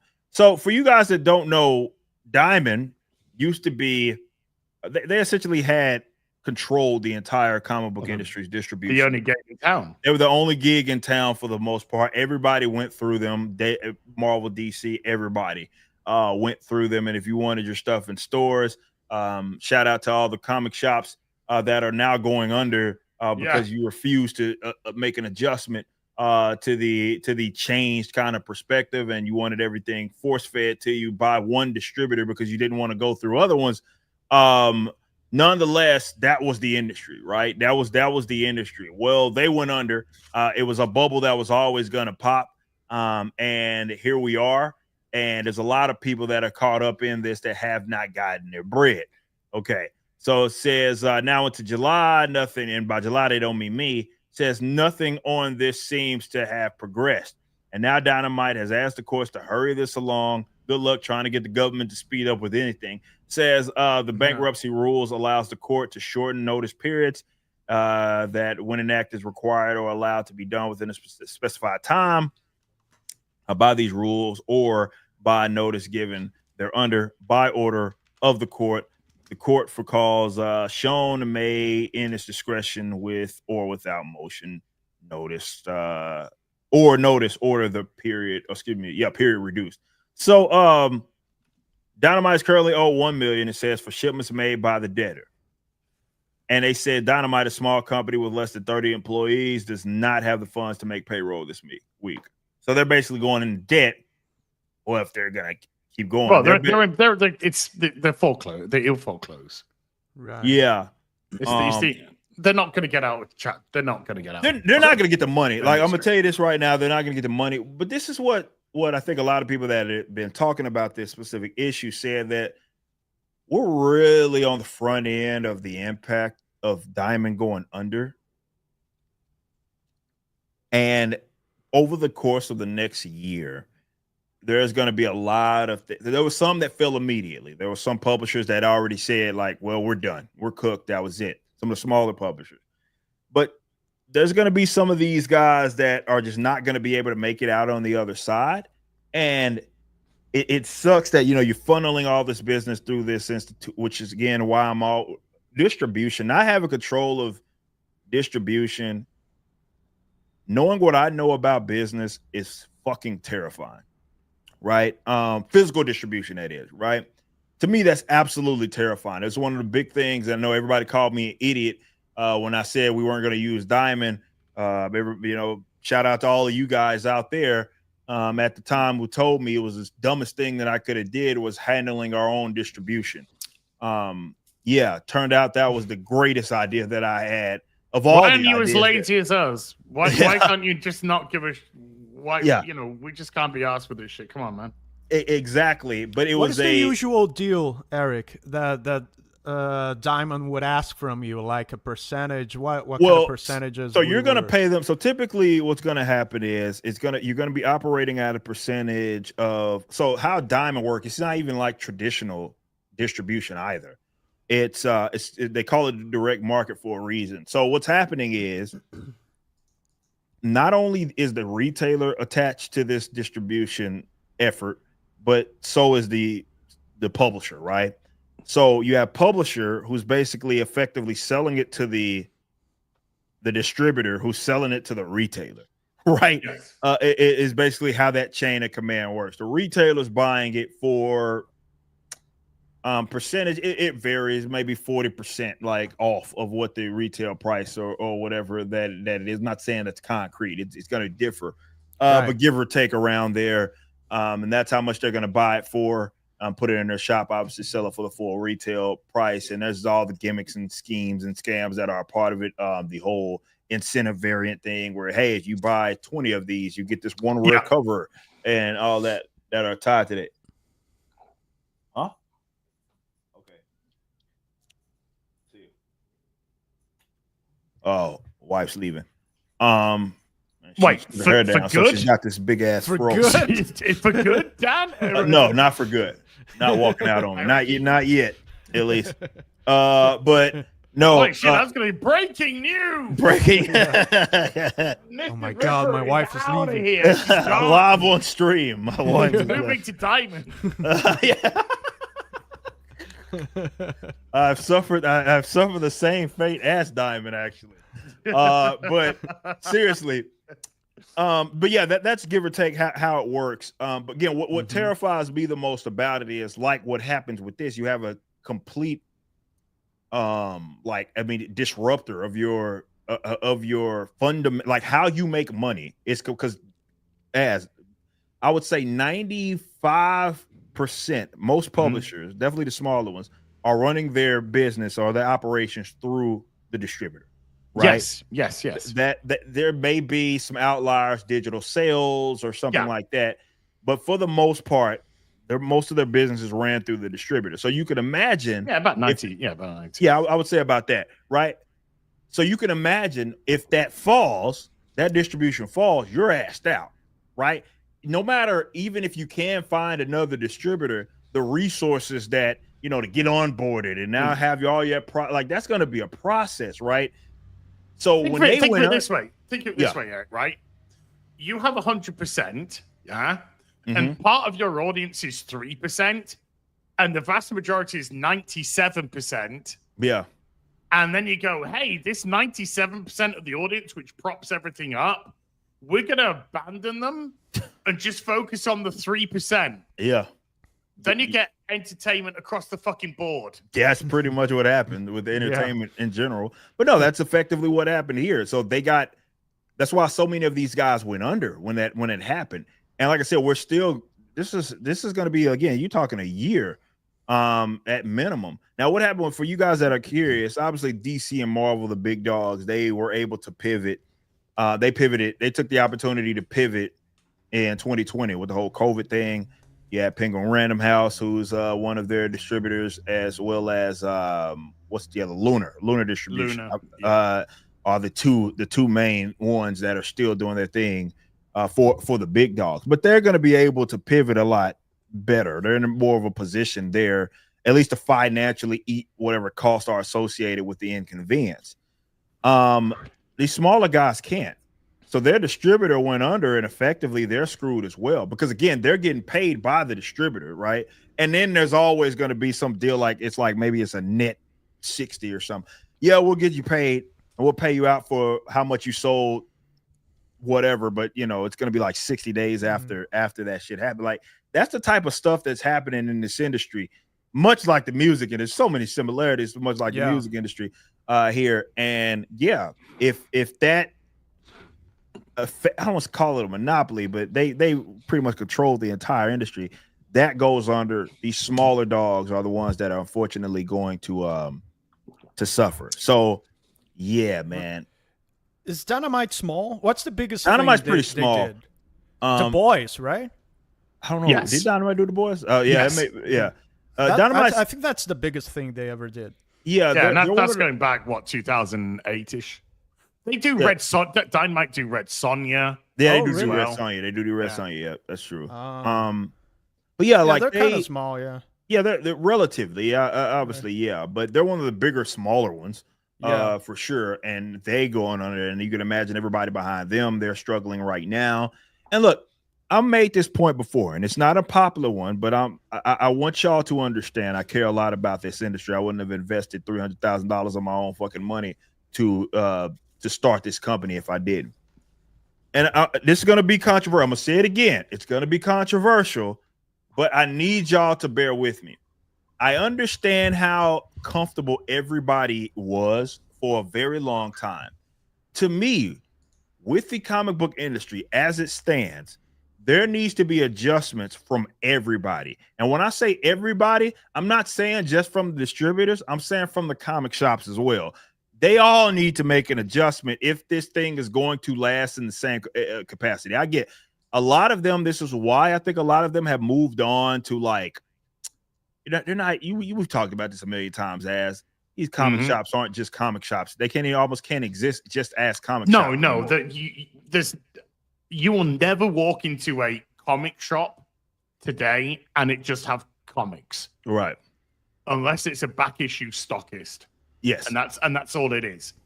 But you'll never go into a modern comic shop that sells, brand new books off the rack, and it just be orientated towards comics. They need toys, they need cards, they need Magic, Pokemon, all of that shit to prop them up. And that's probably the bulk of their business.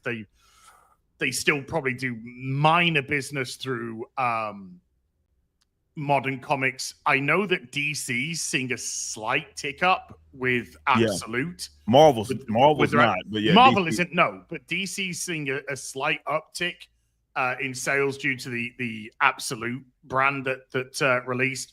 But in terms of the biggest seller in comic book shops, in terms of comics, it's back issues. Right. Yeah, So it was the like last- that with the last. I remember the last comic shop in my town that closed during the COVID times. It was called Dragon's Tavern. I remember as if it were yesterday, because we used to hang out there throughout my whole childhood, and it was very sad when it closed. But it was like just as you are describing. It was everything, like comics, toys, and a little bit of a coffee shop too. So yeah. I mean, But even that way, it closed down. I mean, yeah, because my first ever comic store was just a comic store. That's all he did.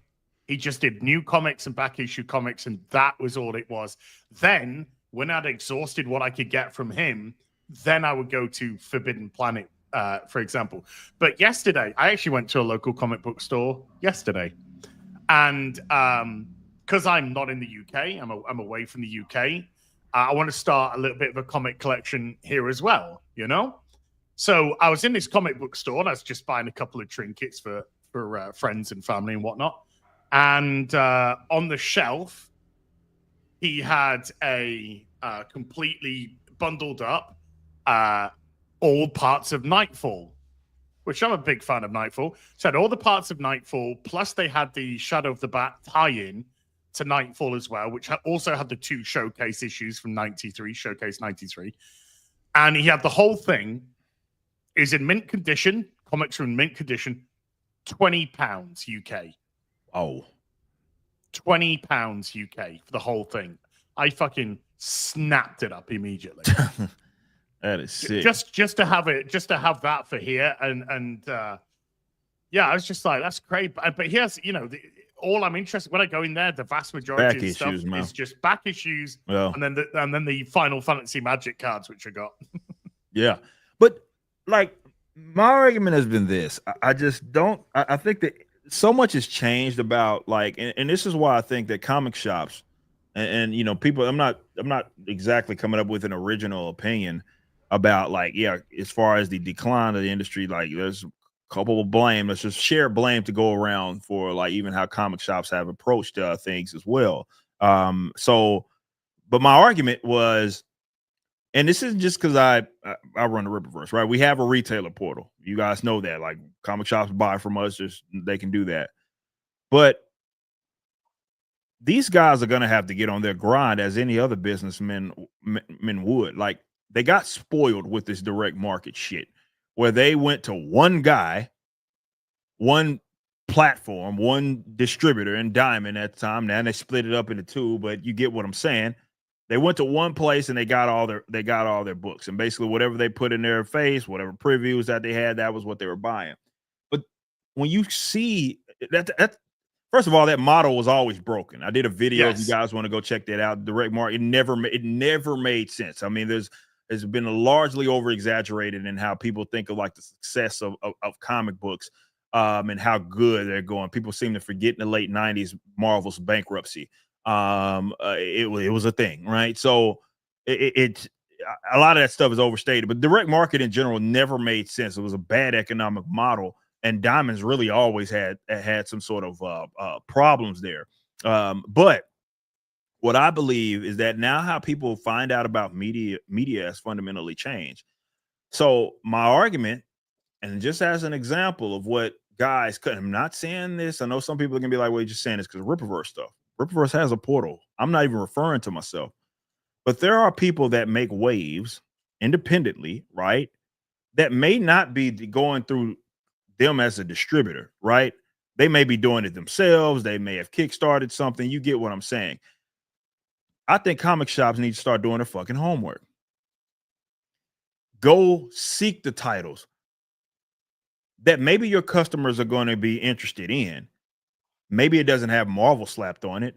Maybe it doesn't have DC slapped on it. And maybe they don't go to he's a distributor. Maybe you have to have, as any other store, that's not this is and what I'm saying for you guys that are store owners, you always deal with, I don't care if you own a fucking gas station, you always deal with multiple distributors. So it never made sense that comic books got away with, for the most part, dealing with one guy.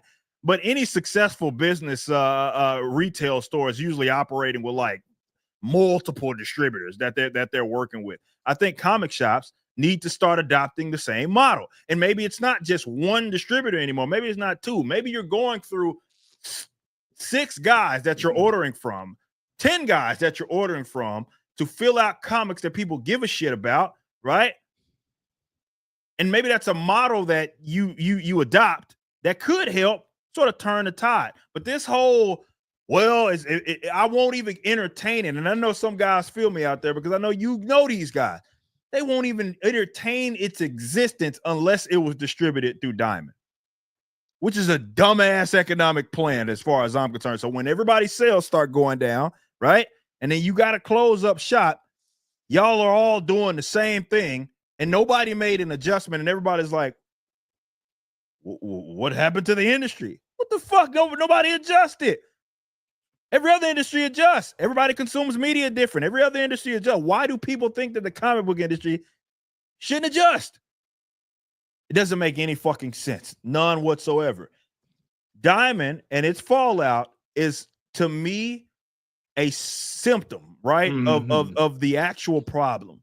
And that I still largely has not been addressed. So we'll see what happens. I hate to see that there's all the smaller publishers that unfortunately are going to go under, but hopefully this is a more optimistic, white-pilled way to look at things. Maybe people will learn from it. Maybe the industry will learn from it. We don't put our eggs in one basket. We adjust our model. Just because it worked 30 years ago does not mean that it works now. And hopefully people take that information, process it, and make an adjustment. That's what I hope happens. I'm not saying that it is. Bring Dynamite to Rippaverse. To Rip-a-Send. No, to Rip-a-Send. No. Eric don't need the fucking shit. He don't need that. He doesn't need the incompetency and the hassle that would come along.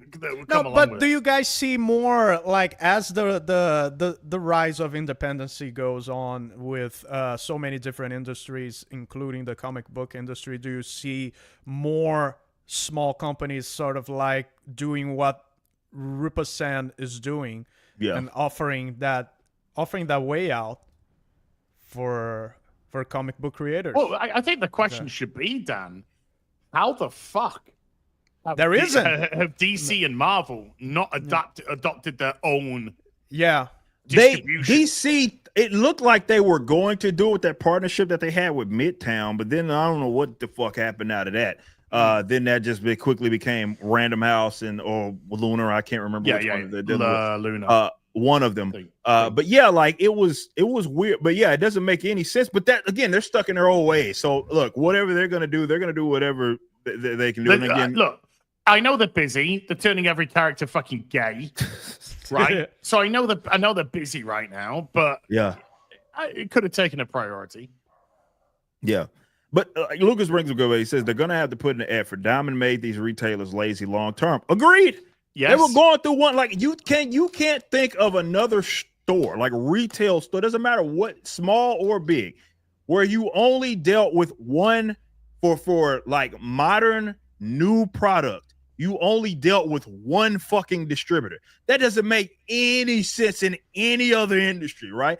People are accustomed to working with multiple entities, right? Like, okay, I know that I got an big order coming from these guys. I got an order coming from these guys. I got an order like that. That's not going to one guy or gal or group of guys or gals or whatever it is. Yes, long term, it did make them lazy, and that they refuse to adjust. So unfortunately, when Diamond goes under, they go under too. It's not as if the writing was up on the fucking wall. The writing has been on the wall for a long time, and people have had the opportunity to adjust for a long time. Right. So if you don't want to adjust, if you didn't want to adjust, everybody could see the direction that this was going in. Then you are the facilitator of your own downfall, really. Yeah. So you know, it's a bummer for sure.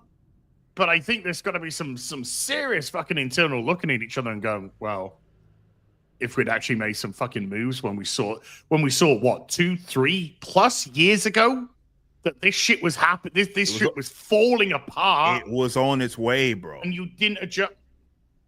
They didn't make sorry, not adjustment. sorry. You know, they were just like, oh well, this shit's happening, and it's like, again, it's odd. It was very odd. I'm just looking at it from a businessman's perspective. It was one of the more odd things that I saw. The entire industry just basically said, well, we're just going to go down with the ship.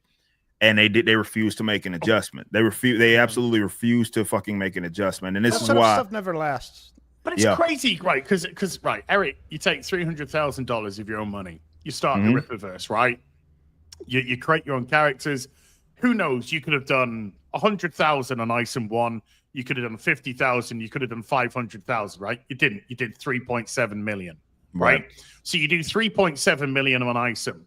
So pretty much, what was the very first thing you did? The very first thing that you did was, right, I'm going to sort out my distribution. Yep. I'm going to sort out my distribution, because with it, I can now set up a system where I distribute myself, keep it all in house. You know, so my only sort of externals will be the printers doing the print, you know, they deliver it to us, we distribute. So that becomes such a controlling factor in how not only your distribution, but where you can distribute to. Yep. And then, you know, Alpha Core does 1.6, Yaira 1.7, Item 2, 2.6, whatever, you know. It's so you had those massive fucking wins, you scaled it in-house. You took care of your foundation first. Yep. You put it on a fucking solid foundation. All these fuckers are on the fucking beach. Yeah. They're on the fucking beach with houses, you know? Yeah. And they're, oh, fuck, my house is sunk. Oh, what the fuck? You know, who do this to me? Yeah. It's like, it's always good to be prepared when you're depending on something that involves any sort of monopoly. You got to understand economically that monopolies are unnatural and temporary, at least in a somewhat free society. You're totally right. Historically, that's always been the case. Yeah. Yeah. So it reminds me back in the day when everything was on Netflix. Remember? Mm-hmm. It's like we were like, oh, it's the new format. We're saying goodbye to cable, and now everything is gonna be on this $20 a month platform. But that didn't turn out to be the case because Yeah. that's not a natural thing for the market well, to stay on. one entity just has everything. That's just not. Yeah. No, it's not. It's when it does happen, it often is temporary, and it's often like artificial, right? It's happening with some like external involvement. Governments often like maybe if they're stifling competition or whatever. It's very unnatural, which is why often this stuff is temporary. So, look, within this like newer digital age. Go ahead. Hold on. Wrestling. We're all wrestling fans here. Yeah. Look what happened when WCW went out of business, and the only game in town for so many years was WWE. It was the worst product that it had been. It just plunged. Yeah. Absolutely plunged. The quality plunged. The wrestling plunged. The fucking stars plunged. And, when you just have to look back. And then what did that eventually bring? It eventually brought up the rise of the independent. Right. Because people were just fucking, when there's one gig in town and the guy, Vince, just was refusing to fucking change, and he wasn't the guy that he was decade or more ago. So the independents rise up, which then raises up like New Japan, which then comes around to bring in AEW. So things started to happen to literally organically bring competition back, which then made the WWE have to fucking adjust and change. Vince was gone. Triple H comes in. Triple H, regardless of how you feel about people, is definitely more in line with the kind of current wrestler. So it allowed again for more creativity to come back to the product, etc. That's what it'll do. But when it's one gig in town, everything fucking gets stale. It becomes brand. Yeah. I'm gonna John some brand coffee, John some brand bread. Yeah. I'm just gonna get my brand fucking sheets for the bed. That's all it becomes. Yeah, and then like again, when all the entities that are tied up into the system, they inevitably will suffer once it hits the fan and things go under, and that's exactly what's happening right now with Diamond, as well as some of the other. Well, no, what's happening with all the companies that are at least were tied to Diamond.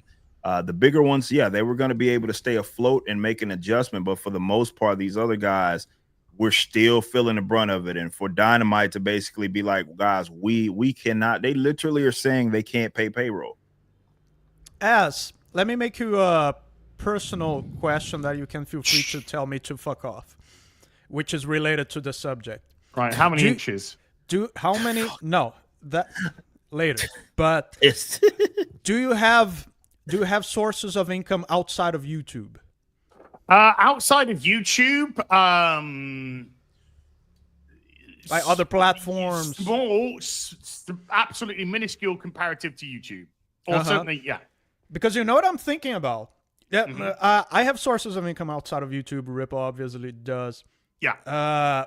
Bringing this subject of monopolies and stuff being unnatural and bringing this more to our reality, we got to be prepared to pivot out of YouTube in our lifetime. Absolutely. I mean, with YouTube, for example, there are things that are rising up. You do have Kick, which is becoming, that came a rival to Kick, and Kick is one of the big ones. I won't go back to Twitch. Let's say if YouTube ended tomorrow, I won't go back to Twitch. I probably wouldn't even touch Rumble. Kick would, to me, be the viable option there for streaming, for sure. Absolutely. Yeah. There is the potential for stuff with Eric in terms of the Rippaverse. We talked about that. Not saying that's a lock-in or anything like that, but because it's the customer that decides really ultimately. But there is potentials to pivot. The thing, YouTube. I've been on YouTube now for 13 years, and you are right. You do get that comfort. We get comfortable. You get that. You put those slippers on and you stick them under the table and you do root yourself in. So I absolutely understand how easy it is. But if I saw that YouTube was starting to fall apart, which I'm not seeing, because in actual fact, YouTube, I think are one of the best platforms in terms of allowing you freedom of expression and speech. Maybe we're not talking extreme lengths, But in terms of expressing opinion, there was a period in 2020 where it was getting a little bit wobbly. It was getting it was on shaky ground for sure. But then it seems to have leveled out. But if I was to see like YouTube, we're talking about, oh, we're laying off all this and we're laying off all that and we're cutting this back and we're cutting that back, then I would probably be like, okay, I'm gonna dual stream to Kick or something, and then to start to work on that side, and then etc. But no, I get something you. It's something that I think about often. But yeah, I'm very fortunate to be in a place like most. I think YouTube AdSense is about half of my income. The other half being like Spotify, iTunes, the music stuff, Bandcamp, and yeah. I mean, evergreen content. So it's such a blessing on YouTube. Evergreen content. Well, yeah, awesome, that stuff. Well, no, you bring up a great point, Dan. Like, I mean, that was one of the things that, I mean, since I've really been on YouTube, I've always done other things. Like, there's a bunch of different things I was doing over the years to bring in income. Like, I can't remember. I mean, at the peak during COVID, there may have been like maybe a series of 4 or 5 months where the most money I was making at the time had come from YouTube, but it wasn't my business model. It was just like, well, I was doing my show there, but between like the direct donations and like the speaking engagements and the music and Blaze, like I have all these different. For Canon's sake, every single day. I was doing it every. I used to do my cardio. You were part of my routine. Yeah, I used to do my cardio every single day. It's kind of crazy to imagine I had that much fucking time. Listening to For Canon's Sake, every day I was doing that show every single day. But yes, between the music and all of the other things I have now, Ripperverse obviously is the main gig now.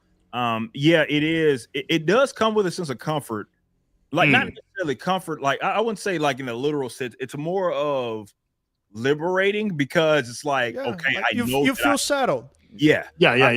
I have some other things going for me that don't rely specifically on this one thing. Like yes, sure, anything can happen in the industry that there will be shortcomings. There will be something that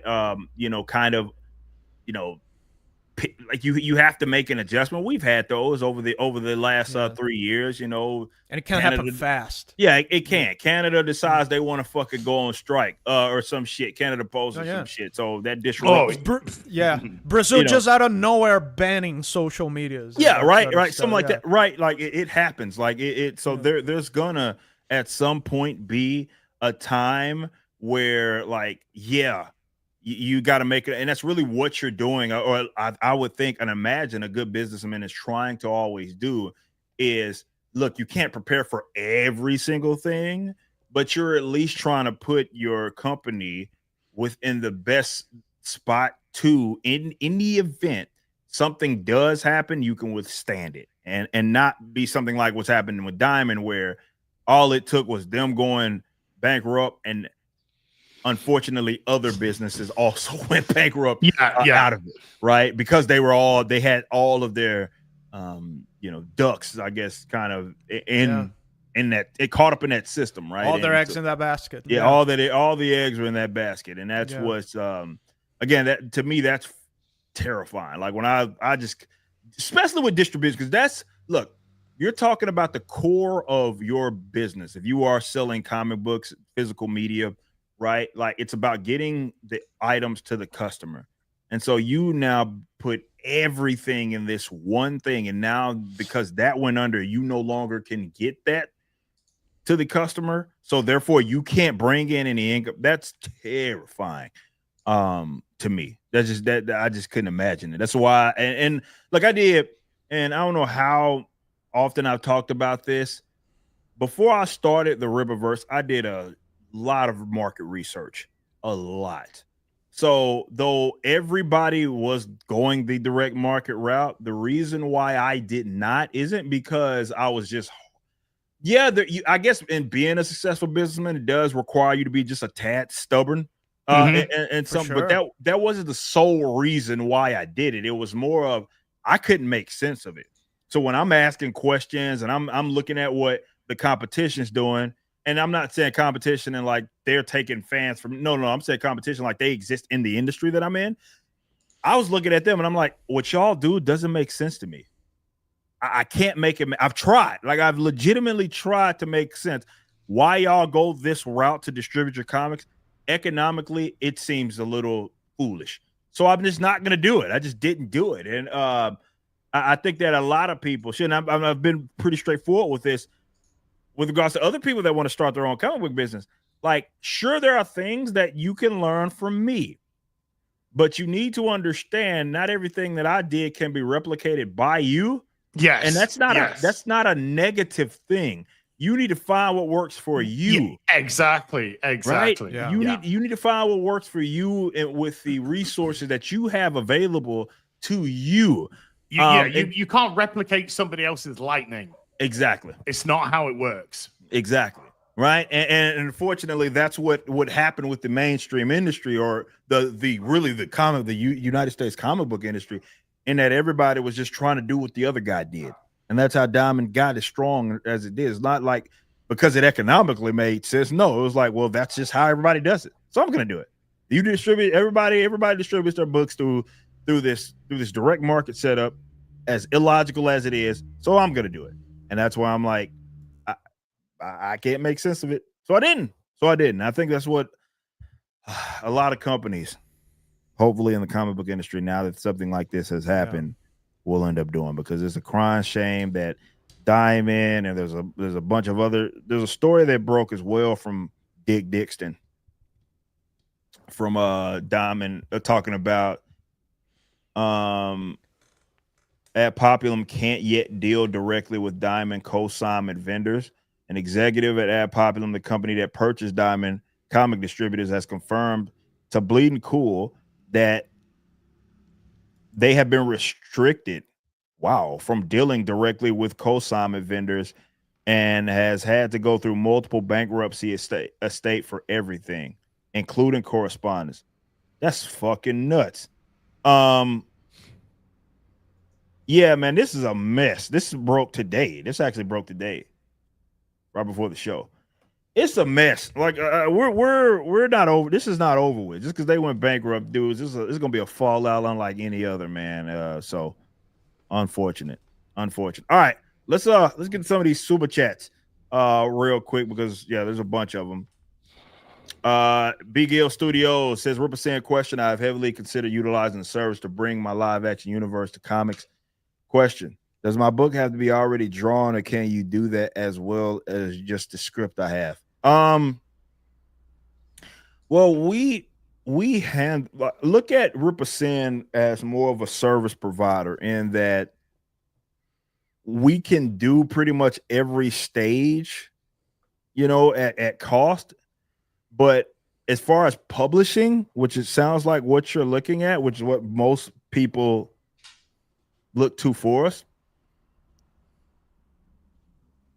get it ready,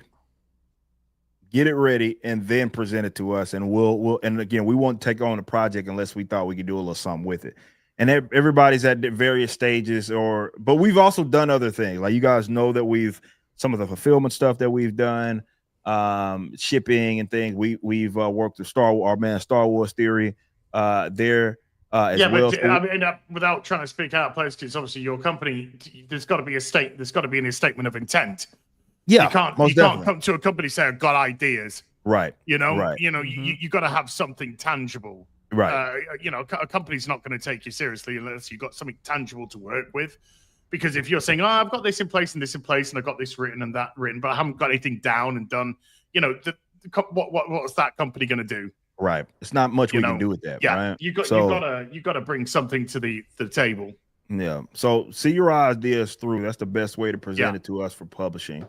But great question. Like I said, we provide our services individually as well. So take a look at it. What's up? Speaking of Rippersand, is the Norfrica vinyl the first music thing that you guys do, or have you done something?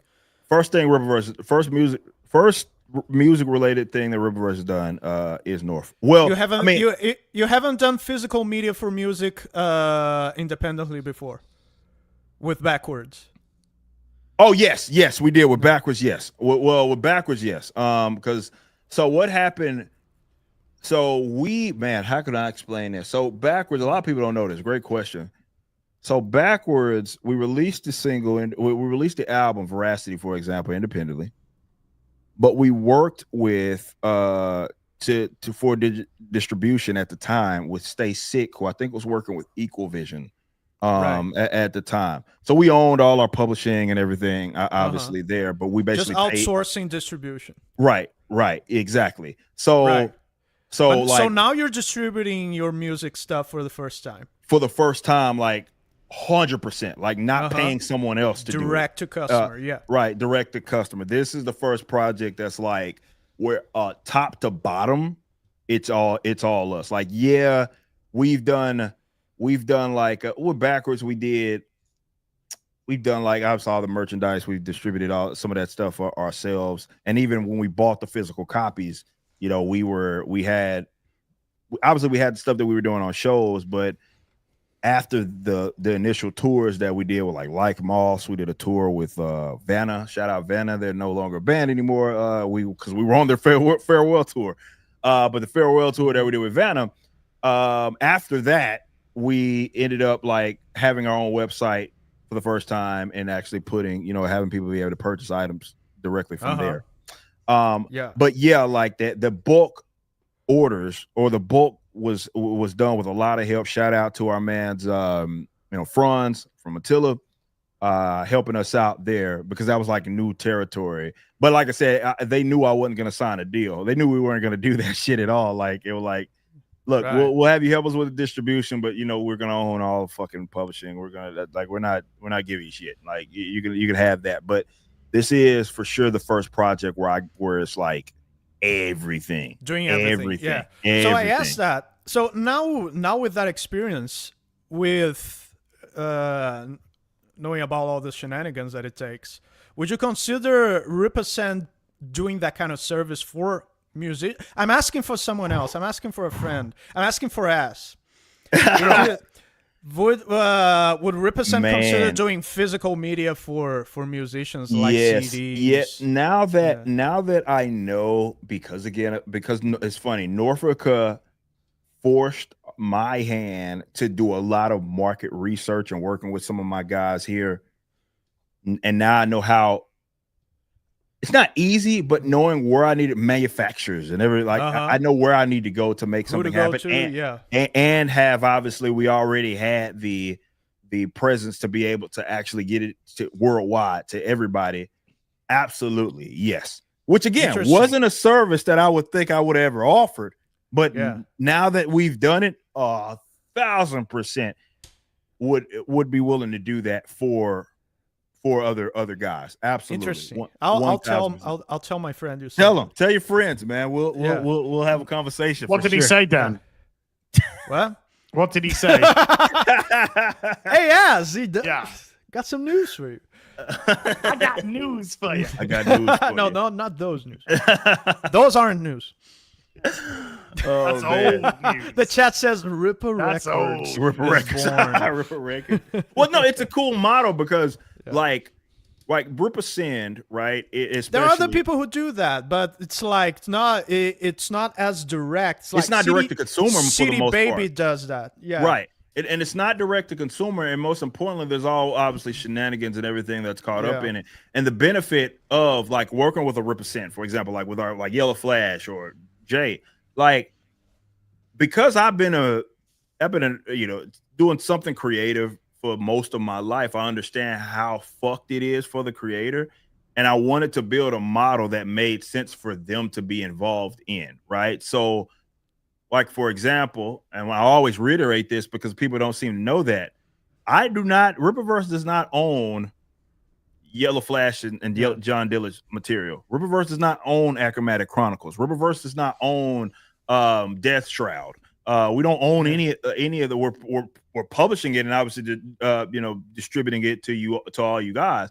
But that's their property, right? That's theirs. We can't hinder them. We don't want to hinder them in how they're able to pursue that going forward. So absolutely, I can see that being attractive for other creators more so in the music, because I mean the whole industry is really designed to fuck you over, right? Yeah. That's kind of the point of it, and I don't want to do that. Like I'm just here to help, and like the way that everything's set up, it's really like we don't see success unless that creator sees success, and that's the way I think it should be, right? Hell yeah, man. Yeah, that's what record labels should be doing today. Right. That's pretty much I agree. their last usefulness, their last use today. So yeah, I and agree. it's also and it's nice for the musician to have one hub for everything: vinyls, cassettes, T-shirts, and Right. everything in one place. One person that you have to deal with. Right.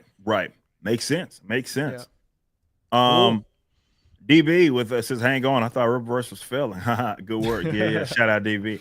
Yeah, I was supposed to hit bankruptcy 2 years ago. Diamond somehow went out before we did. Having nobody, the bait monger with it too said Jaguar. I said it the proper way. Sales are down almost 98%. Ask what the fuck happened? They decided to stop selling cars and to sell gay men looking at rocks. That explains it. How the mighty have fallen. No, it's not. It's not, because you could take somebody, right, and you could throw them off a cliff and let their head hit every fucking rock on the way down, go down to the bottom of that cliff.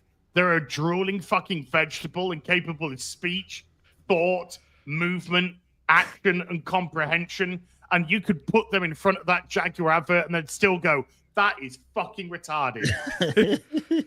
I just fucking with that. Yeah, it's fucking retarded. You say that again, I can't. It was the most laughable, pathetic, stupid, idiotic, self-destructive attempt at a rebrand that the company has ever attempted. Everybody so involved stupid. should be sacked with immediate effect. Yeah, that And should then have once went. they've been sacked, the person that sacked them all should Should resign. be sacked. Yeah. Have him fire Yes. everybody and then bring Yeah. his ass into the office and get rid of him. And just commit seppuku on this fucking, because you are a bunch of fucking mongoloid That's a retards. great strategy, man. Get someone this that you is- plan this to is- fire To someone fire else. everybody else. How Yeah. to destroy your company with one fucking retarded swoop. Boom, Jaguar. Oh, Like man. Jaguar was a brand, was kind of like a British brand, or at least conceptually, it's not British anymore. It's been fucking sold off. But it kind of had that sophistication, class, esteem. You had people like Mark Strong and Tom Hiddleston doing adverts for them, and then they got a bunch of fucking gay dudes in dresses and fucking flat-chested, ugly mingers. Going, we're being different by doing every fucking identical, retarded, we're being different advert that's ever existed. By the way, not a single car in our advert. Yeah, 'cause it's we like, don't what have the fuck any do you of them, sell?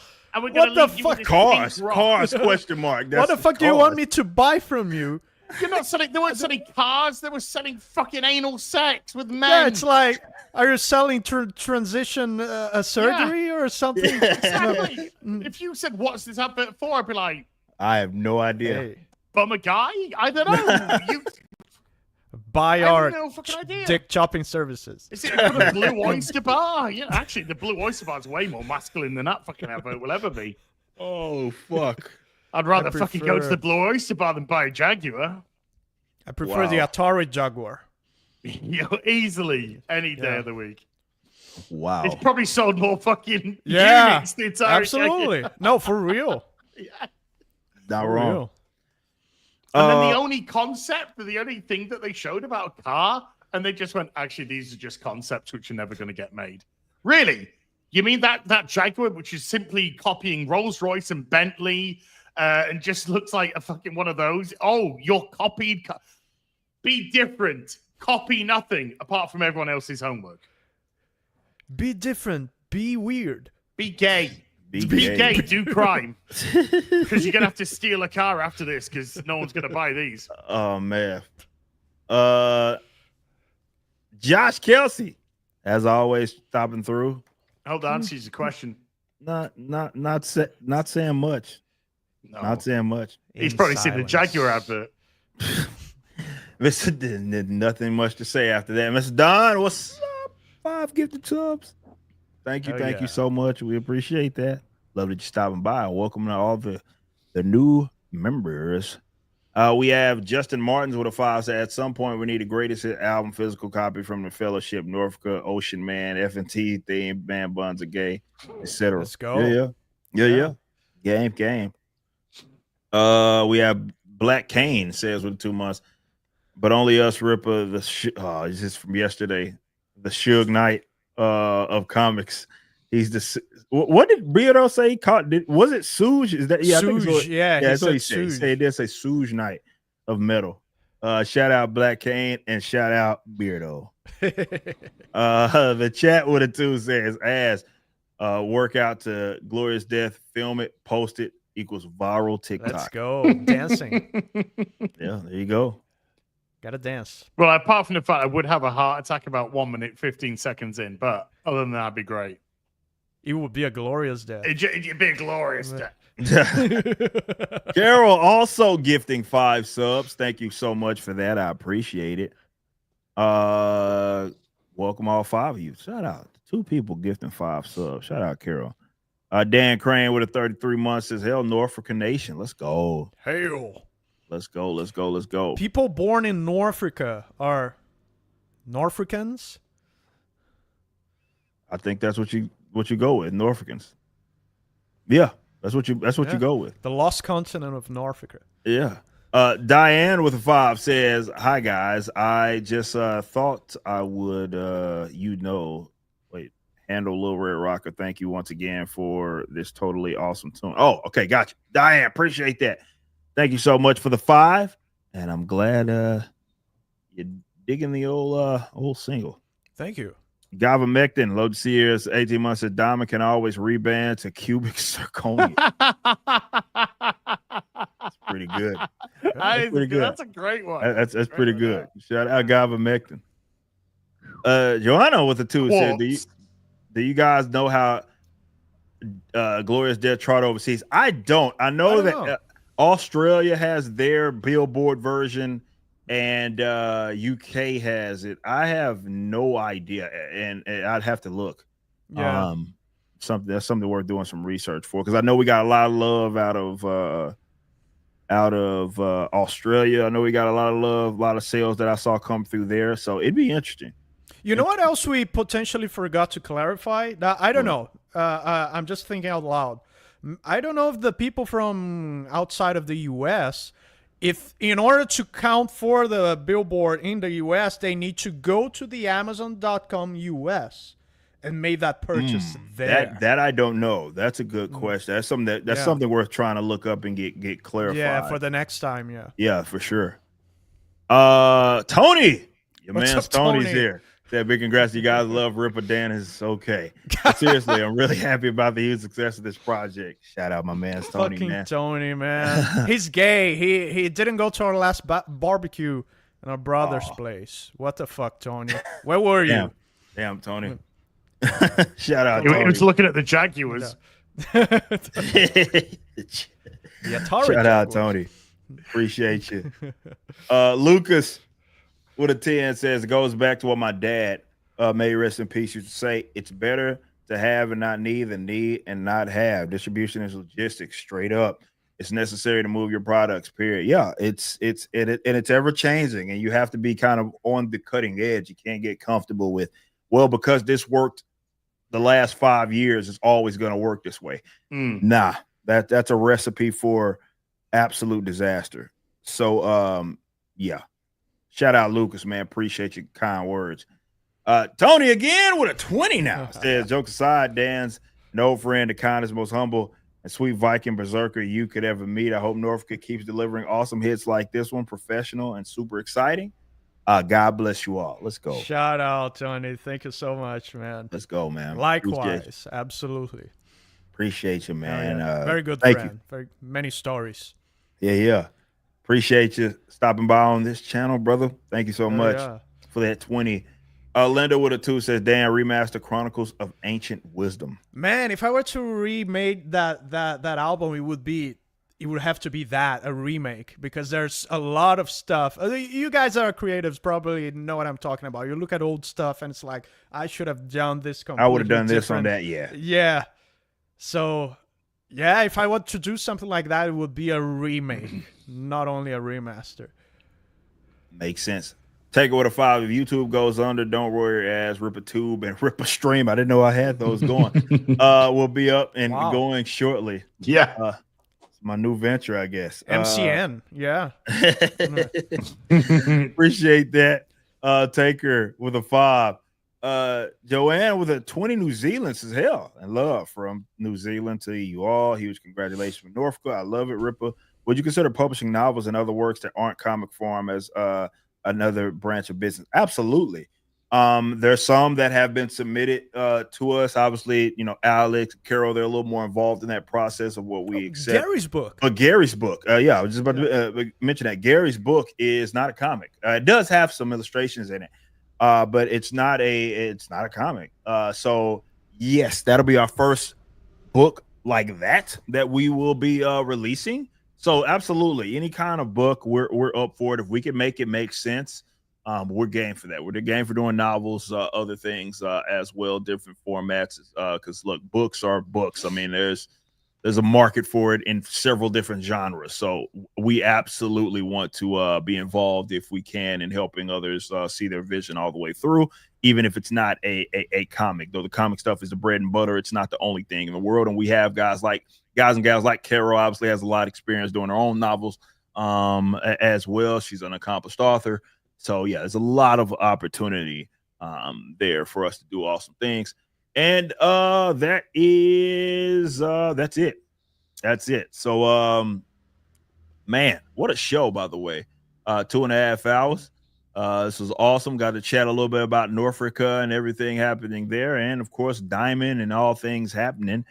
But yeah, what streams do you got planned for? Well, you just watched fucking Iron Chick, so so we know that's coming. Videos, yeah. coming, Currently watching Ironheart episode 4. I'll be starting the review today. Fingers crossed, might be up late from now, but we'll see.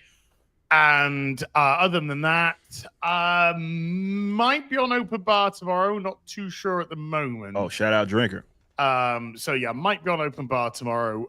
FNT Friday, of course. Afternoon tea with us on Sunday fun day. And then next week we'll be on my channel for Up and Sit Back. Yep, that will do. Well, Dan, what else you got? Obviously, we got Norfrica that we're pushing. We'll probably squeeze some more streams in as well on that. Yep. But what else? You got stuff with super vast 3D and everything. I haven't been streaming much there. I gotta go back to stream, but it's just so much stuff musically that I'm involved with that I gotta give that some attention. Just gotta run with Men Buns Are Gay now. And after that, there's the Manowar tribute. So just gotta work. And stay tuned to my stuff for more information about those when we have some. So yeah, great stuff. Let's go. Looking forward to show you guys everything that we have. Well, as far as myself, I'm gonna be on a promo tour for everything Norfrica, both music wise as well as the book.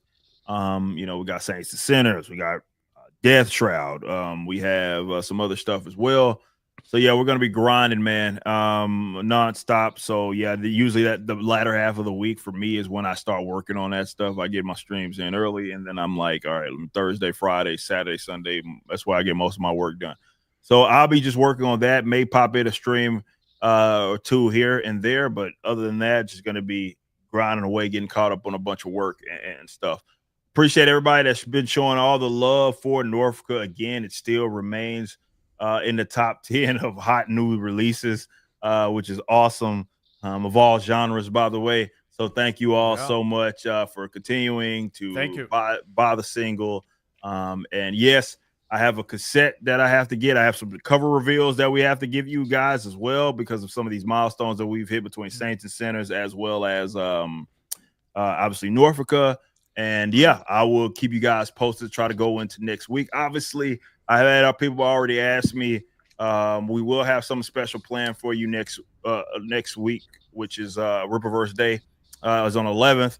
So I know people have asked about that. It won't be. I don't know. Well, I do know what we're gonna do, but I'm not gonna NDA. I'm gonna surprise you guys with some fun that we're gonna do. But maybe we'll do some other stuff alongside. But yes, we are going to acknowledge that something fun's gonna happen. So yeah. We also have going out. The chat says Dan, glorious death to man buns are gay. Good luck, dude. I'm used to it, man. Right after Amazing Grace, I released The Number of the Beast. So it's a common whiplash. Yeah, it's a common whiplash with my stuff. That's for sure. All right. Yeah. All right. What else? Well, that's it. That's all I got. Next week, as mentioned, we'll be on his channel for Ripping the Silverback, 1:30 p.m. Central. Thanks to you all for such a wonderful show. Great turnout, by the way. What wonderful show. Had a lot of fun. Got to talk everything Norfrica. And we'll be back next week over on Az's channel. We'll see you later. Enjoy the rest of your Wednesday. Peace out. Adios.